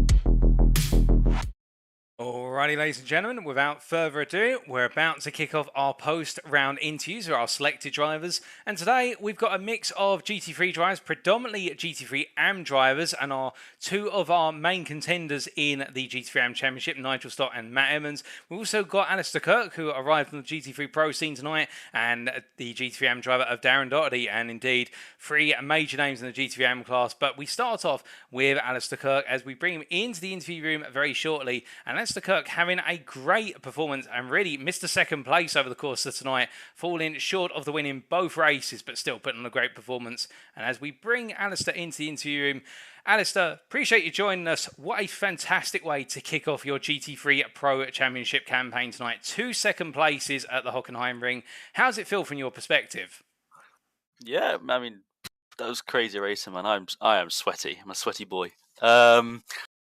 Yeah, the first race was I was quite surprised really with kind of, I say pace, how much out of front I was, to be honest, with the quali. P2 started behind Martello and got past him. We had a 2 or 3 lap battle there and going past each other and squaring each other up, and yeah, it was good fun. And I just couldn't get back past him. And then race 2, the feature race. Yeah, I started a long way behind Matt and the guys at the front. Just tried to work my way through as quick as I could. All the AM guys were actually really courteous, to be fair. It was good racing. Yeah, I was unsure whether I put enough fuel in the car, to be honest. So it was tense. Oh, indeed, and we could see the tension throughout. And if you were sweating, as you say, I can imagine how all the other drivers around you were in terms of those battles. But just dissecting it, we saw in qualifying a noticeable gap between yourself and Carmelo Martello, who took the pole position in the GT3 Pro class, a gap of almost over half a second. Did that make you think, come the start of the sprint race, that Martello would just be gone by the end of the first lap? Yeah, that's why I knew I had to get a really good start and try and take him into turn 1 or turn 2, or turn 3 if I could. Yeah, I mean, man, that guy's quick. He's very quick. Yeah, I think my race pace is stronger than my qualifying pace. I think, yeah, I mean, obviously the slipstream helps as well. So I just kind of kept it in there, and I was hoping for a mistake, but it never happened. So. Oh, indeed. Well, as we see it there in the YouTube chat, Stuart Taylor saying that well done, Alistair, and a fantastic driving from yourself in that sprint to stay with Martello throughout and really take him to the wire. Even though Martello took the win, it was the case you kept him honest all the way through.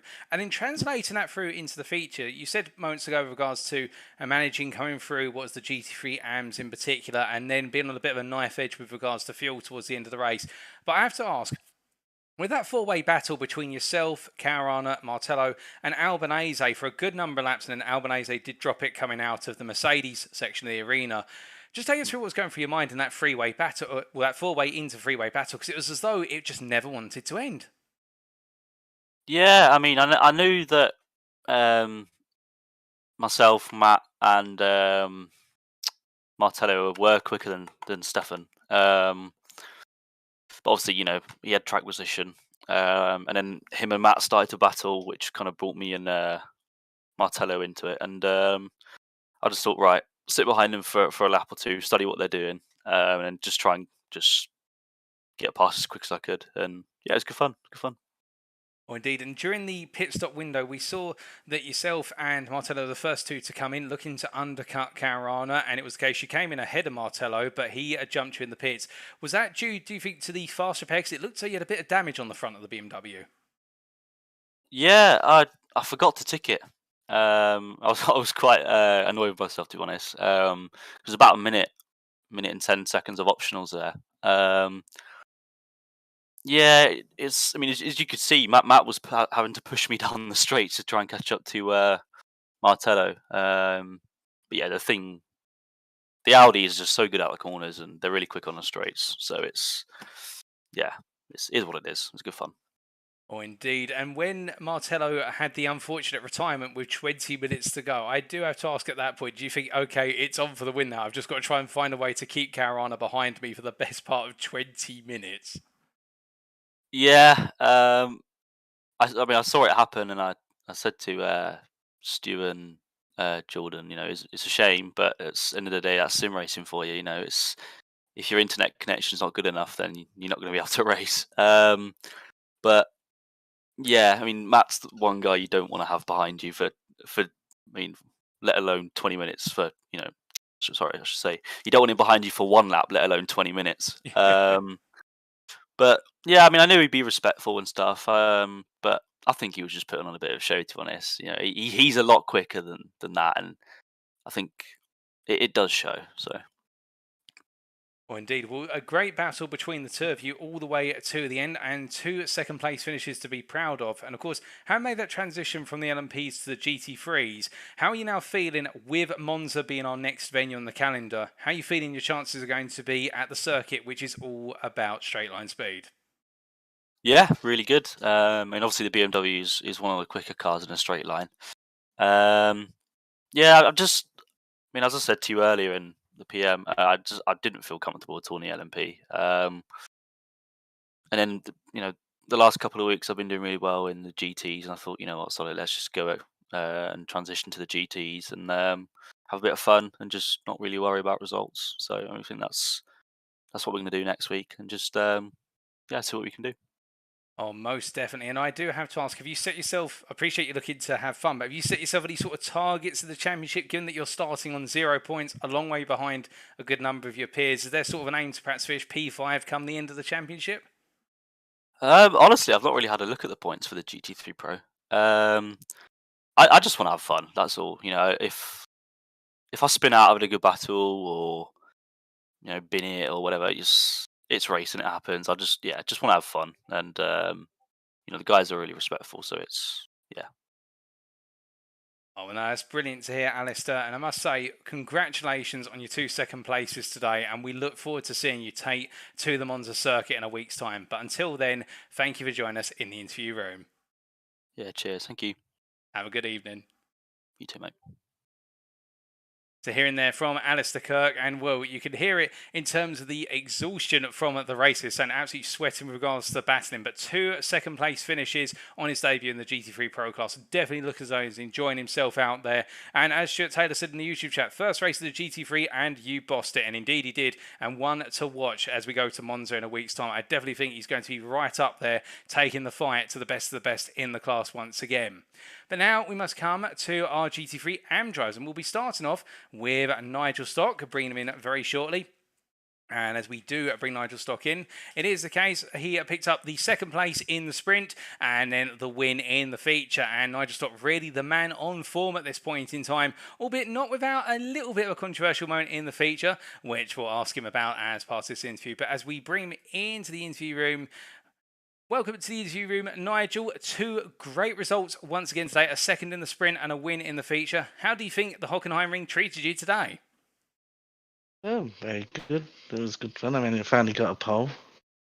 I'm happy about that. Oh, indeed. And the started off. The first race was quite difficult. Well, indeed, the first race was a major challenge, but going back to that pole lap, the first time you picked up a pole lap, or particularly the circuit, but I think overall in the season, and I remember you saying last time at the Red Bull Ring that you were really keen to pick up a pole position. Just take us through that qualifying session, because you looked to be absolutely on form out there. It just the Mercedes is just so great now. It's just on rails, and I think I got a little bit of a toe in front, but sometimes you didn't even need it. It was just so fast in the straight line. So, and then I just sat there just watching everyone's times and hoping no one's going to pinch it again like at the Red Bull Ring. And luckily this time I managed to get it. Oh, indeed. And in the end, taking pole position by 0.3 of a second ahead of Darren Doherty, and then translating that into the sprint, we saw what was quite an instant-free start to the sprint race. What was your aim in the sprint? Was it just to simply break away from the pursuing field, or was it just see how things play out over the opening couple of laps? Well, that was the idea, but then about just towards the end of the first lap, I don't know what happened to my headset, but I lost all the sound for like the engine and all that, so I couldn't hear when to change gear. So I had to just change gear off the lights on the dash. So that made it a bit more difficult, and then that was like that for the rest of the race then. So it made life a bit more difficult. I had luckily had crew chief still, so I could know when someone was on the outside or the inside. Oh, indeed. Well, I can only imagine what that must have been like, not being able to hear the engine noises in particular, so not knowing when to take that optimum upshift. But still, you soldiered on to bring home what was that second place behind Matt Emmons. And translating that into the feature race, and with, of course, the audio repaired, I would presume, how did you sort of bring the strategy about in the feature race? What was the aim to take you into that lead?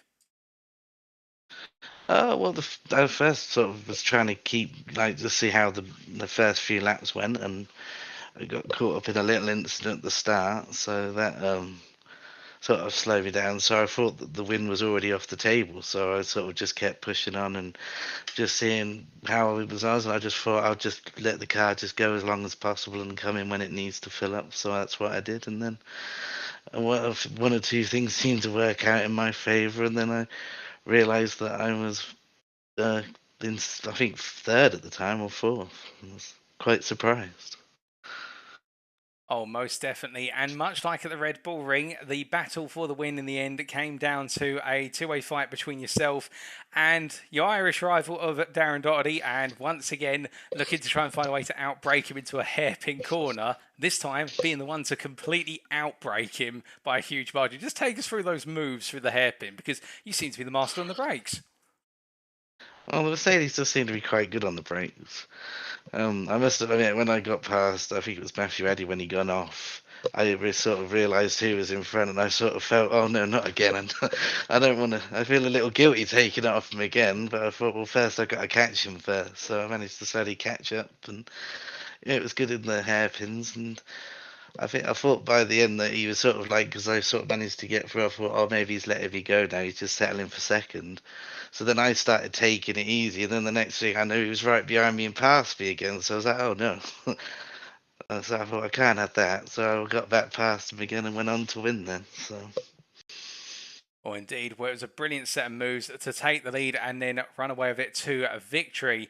But with that and these results today, it really is the case. This means that you are now a championship leader in what is the GT3 AM class. But I do have to ask, that little bit of contact between yourself and Matt Emmons coming out of the arena early on in the race, do you have any concerns about that? Because it did look as though it was a bit of a nasty incident between the two of you.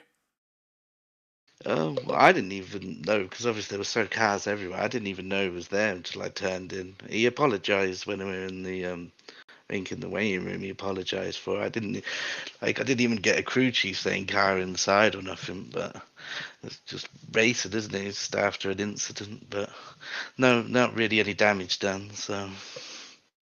Oh, most definitely understandable. And it did look as though it was a bit of an incident of circumstance then, one of those ones we put down as a racing incident. But now, looking ahead to Monza in a week's time, the circuit which is all about straight line speed and low downforce, how are you feeling for that circuit, given the Mercedes is so strong on the straights? Well, hopefully we could do well and get some more points again. Just keep doing what I'm doing at the moment. That's all I'm trying to do. I'm not really focusing on the championship. I'm just focusing at one race at a time, just to get as many points as I can, and then hopefully at the end I'll be in a good place. Oh, well, indeed, with that mentality, I do wonder how high you can climb as the season goes on, because you are climbing at a rapid rate. But we will wait and see how you get on at Monza in a week's time. But until then, Nigel, congratulations on your 2 podiums, including 1 win today. And we'll see you in a week at Monza. Thank you for joining us in the interview room. Thank you for the stream again and the great commentary. Thanks for having me.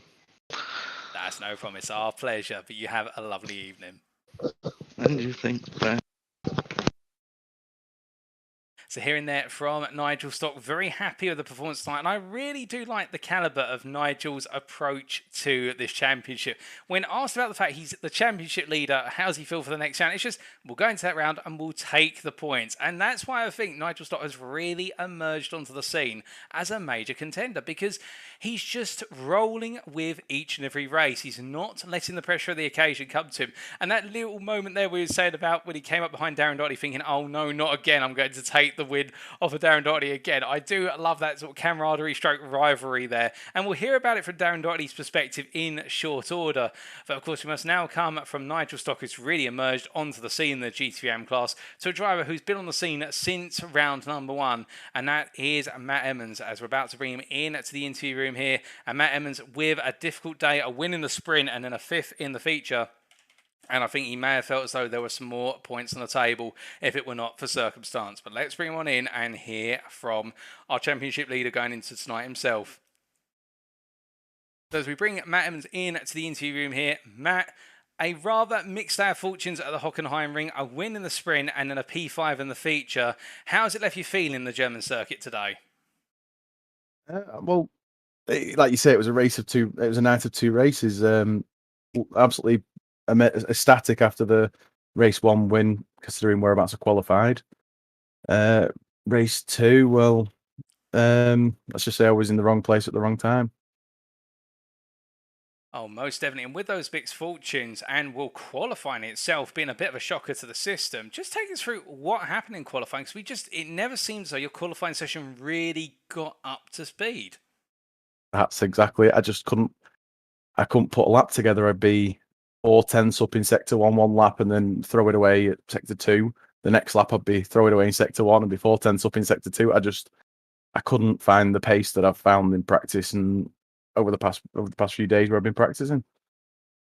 But at the same time, and with that in mind, going into the sprint race, it looked as though you just gave it everything in the sprint, albeit there was a bit of an incident at the start of lap number 2, which opened up the field somewhat. What was your approach to the sprint? Was it just go hell for leather and see how many places and points you could gain? To be honest, no, it was the total opposite. I was thinking, just don't let Nigel score that many more points than me. It was damage limitation night. I felt after qualifying, I'd given it everything I could. I couldn't find the pace. And then when I ended up in P2 behind him and catching him, I thought, yeah, now I might have to put my foot down and try and get the overtake. And luckily enough, when the LMP came through, it opened a door for me and I just snatched at it.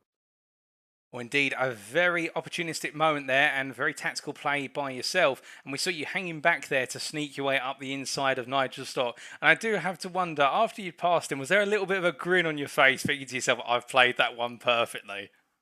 I'd be lying if I said no.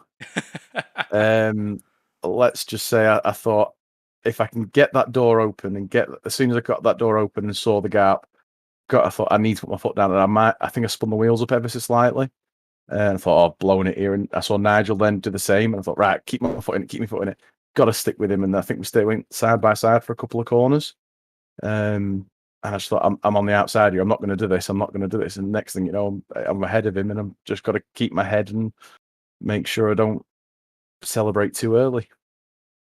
Oh, indeed. And having taken the win in the sprint, going into the feature, we saw it was quite a bit of a chaotic start up and down the field. But just taking us through those open laps for yourself, because it looked like you were making some ground, and then you had that off at the Mercedes arena. On lap 1, yeah. As I've said to Nigel, I apologise for my unsafe rejoin and clipped him and spun him round.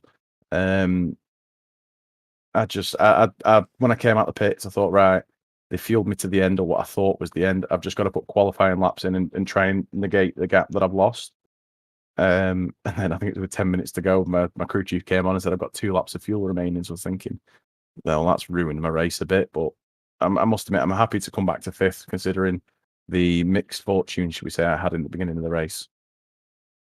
Oh, most definitely. A great recovery drive from yourself and damage limitation in the feature. Of course, with the results today, subject to steward's confirmation and whatnot, it will be the case that now Nigel Stock will take the championship lead in the GT3 class going to Monza.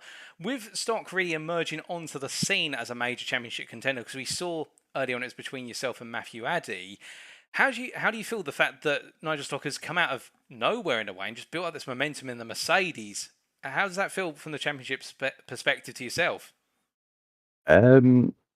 I must admit, I'm excited because, as we all know, I was battling, I think it was Stefan Rasmussen most of last season for the championship. I'm excited to battle someone different. I mean, I don't think Darren Doherty will be a million miles away, and I haven't ruled out Matt Addy either yet because we all know he's a quick driver. And in my perspective now, I just need to go back to the drawing board probably tomorrow night, put my head down, get some more practice in, and just try and find my momentum again that I've seemed to have lacked these past couple of races. Well, indeed, it's wide open now in that GT3 AM Championship, but by no means over. We'll be entering the second half of the season in a week's time, and we start off with a visit to Monza. How are you feeling for the circuit that's all about the straights? If I'm honest, I'm worried because Nigel's got the quicker car in a straight line. The Audi's quicker in corners, and as we all know, that Monza, the corners there isn't that many of them, and the straights, like you say, are bigger, longer. But yeah, it's going to take, I think, a mega drive for myself or probably a lot of others in the AM category to beat Nigel next week because of the straight line speed of that Mercedes. Well, we'll wait and see whether you find the way to undermine that straight line speed of the Mercedes. But until then, congratulations on your results tonight, including the win in the Spree, Matt. And we look forward to seeing you out on circuit in a week's time. Thank you for joining us in the interview room. Thank you very much, Paul. You have a lovely evening. So hearing there from Matt Emmons, I think, as you were saying, it's a case of an evening of two halves with an absolutely brilliant recovery from a disastrous qualifying session to win in the sprint, and a bit of tactical nuance there to take the lead off of Nigel Stock with only a couple of laps remaining. But then in the feature, that contact and unsafe rejoin, which Matt has put his hand up to say that the onus was on him with regards to the incident, which is great that he's discussed it with Nigel Stock. And it's one of those situations whereby I think in the mind of Emmons, he'll feel as though he's lost some key points today, but it's not over yet. But next week is going to be around the damage limitation because the Audi, no straight line speed beast compared to that Mercedes, and we'll have to wait and see how it all plays out. But now we must come on to our final interviewee for this evening, and that is Darren Doherty. And as we're about to bring him into the interview room, I'll be interested to hear his perspective on the battle with Nigel Stock, given the fact that it may feel as though it's a bit of an echo back to the Red Bull Ring. But as we do wait for him to join us in the interview room, we also see that in the Facebook chat, Adam Delmont there saying, "Woohoo, I got a win," in reference to his win in the LMP2 Pro class in the feature. Lucky, but I'll take it indeed, Adam. It's the case that sometimes luck just has to roll your way, but also you had to keep it consistent all the way through it, and you were the one driver in the class at the end of the day who didn't drop the ball when it mattered most, and congratulations to you. But now we must bring in our number 81 driver, our GT3M driver of Darren Doherty. And as we bring Darren into the room, Darren, a difficult sprint race, but you recovered it to a great result in the feature, but back again with your rival from the Red Bull Ring. How's your night been? Yeah, if somebody would tell Nigel Stock to take a week off, I'd really appreciate it. I honestly thought, like, I've laid that from lap one. I think it was up until the 50th minute in the feature. So, yeah, once I seen Nigel, I was like, here we go again. So, I tried to defend hard in the last couple of laps, but yeah, he's quick. That Merc is quick. And for Nigel's brilliant driver. And obviously, we had some fair fighting. But I had to give it up towards the last lap because I couldn't catch him and I couldn't do any dives because I didn't want to ruin his race. So I'm sure it was good broadcasting again. This time it didn't spin.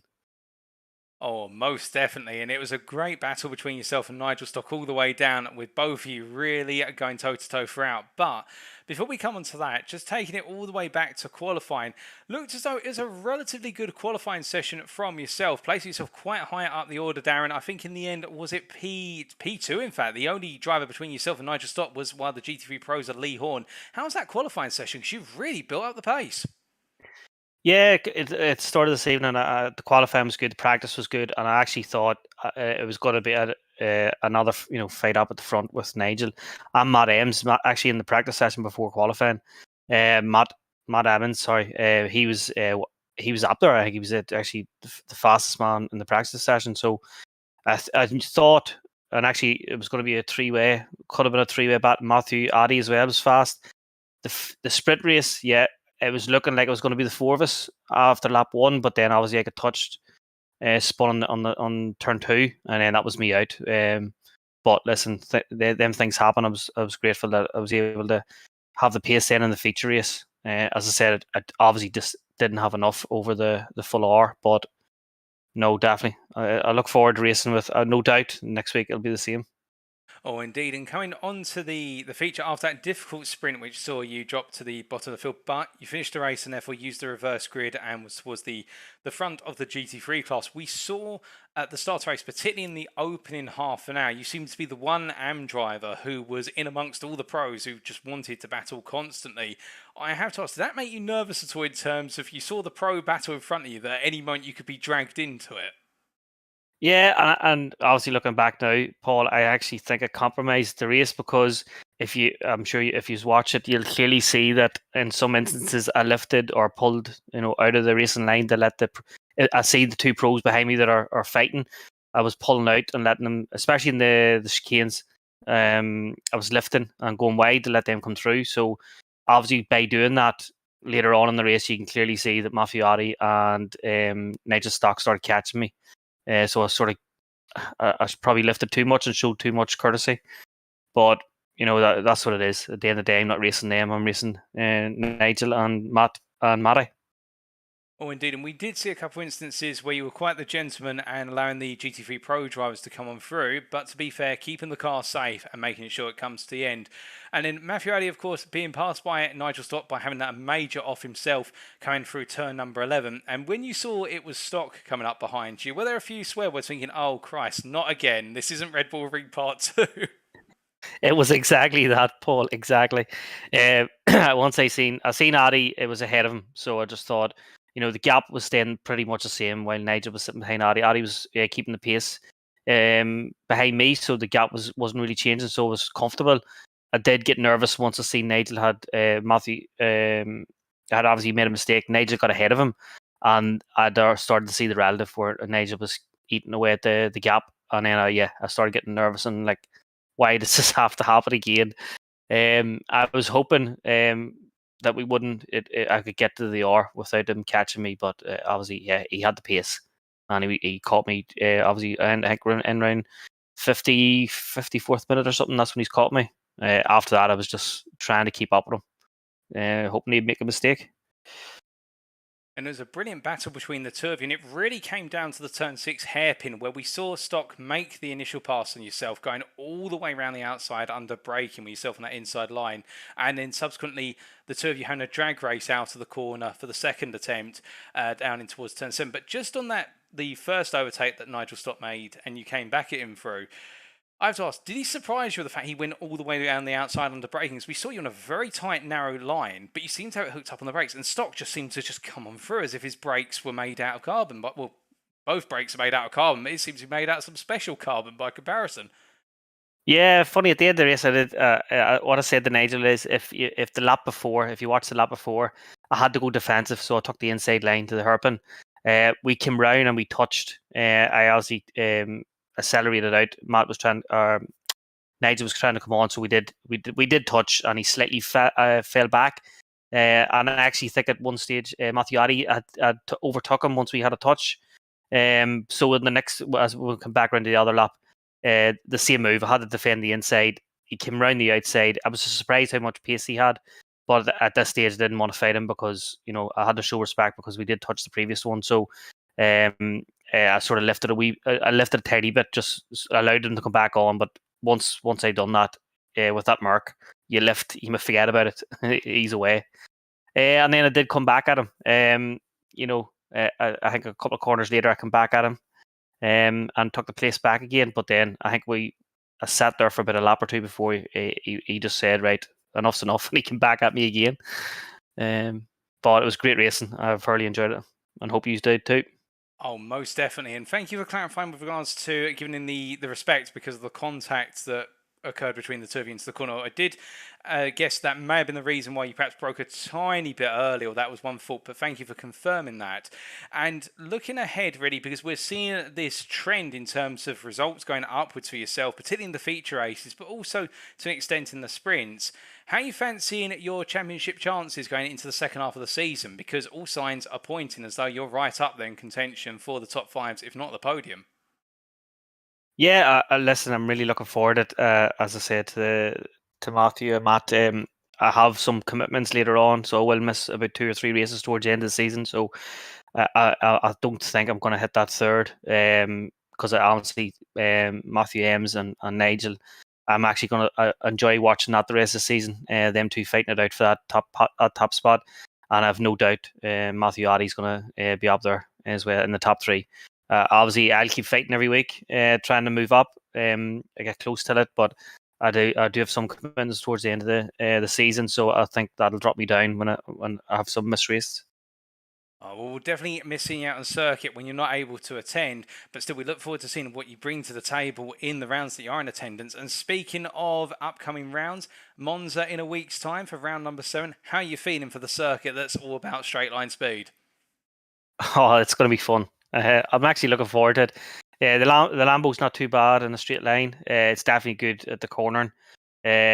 But as we all know, my battle and my eyes will be beating Nigel. So I do worry about that straight line speed, especially on the last corner, run down the straight into that first turn.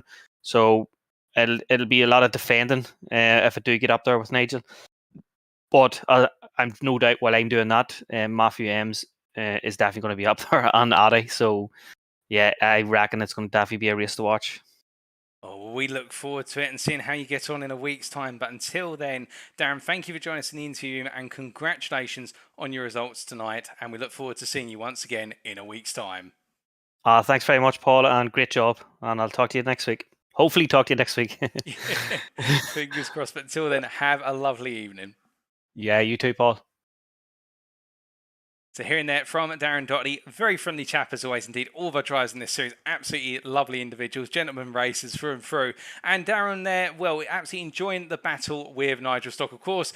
Flashbacks to the Red Bull Ring, but this time it wasn't the case that he made the mistake which saw him drop it off circuit and spin, but instead just Nigel Stock coming through with the superior pace and in the end using that battling nuance to his advantage. But at the same time, Darren Doherty won to watch, and particularly what's telling, that P2 in qualifying saw him his best qualifying performance of the season today. And I do wonder whether Doherty and Stock are really going to become the two drivers who take the spotlight in the GT3M class. Of course, Addy, Ehrmann's right up there, Stefan Gamborg, Rasmussen as well, drivers not to be forgotten about. But I do wonder whether we are seeing a huge change in momentum across the championship, given we're now on continental European soil and tarmac, and we will have to wait to see how it plays out at Monza, because Monza, again, a very different style of circuit, all about slipstream, all about the draft, but not like Daytona. It's the case, it is straight, separated by chicanes, and well, we'll have to wait to see how it all plays out for our drivers in a week's time. But with that, ladies and gentlemen, thank you very much for watching.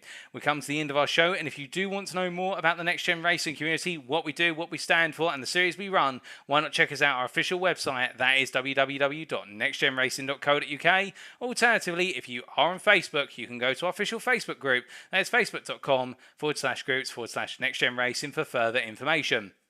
Also, a big thank you to our partners, without whom we'd not be able to bring you Lobby 1 of this series, and that is our title sponsor of Apex Racing Academy, their website apexracingac.com.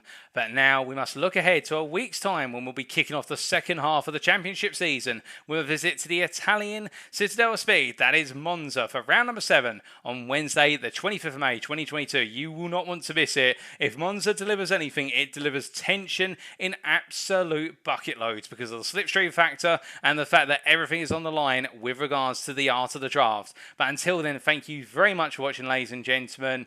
I have been your host and broadcaster and commentator, Paul TX141 Walsh, also known as Britain a Spit. We have been Next Gen Racing. This has been the PROTO GT3 Championship for 2022. And until next time, remember to stay safe, stay well, stay smiling, but most importantly, remember to stay on track. Good night.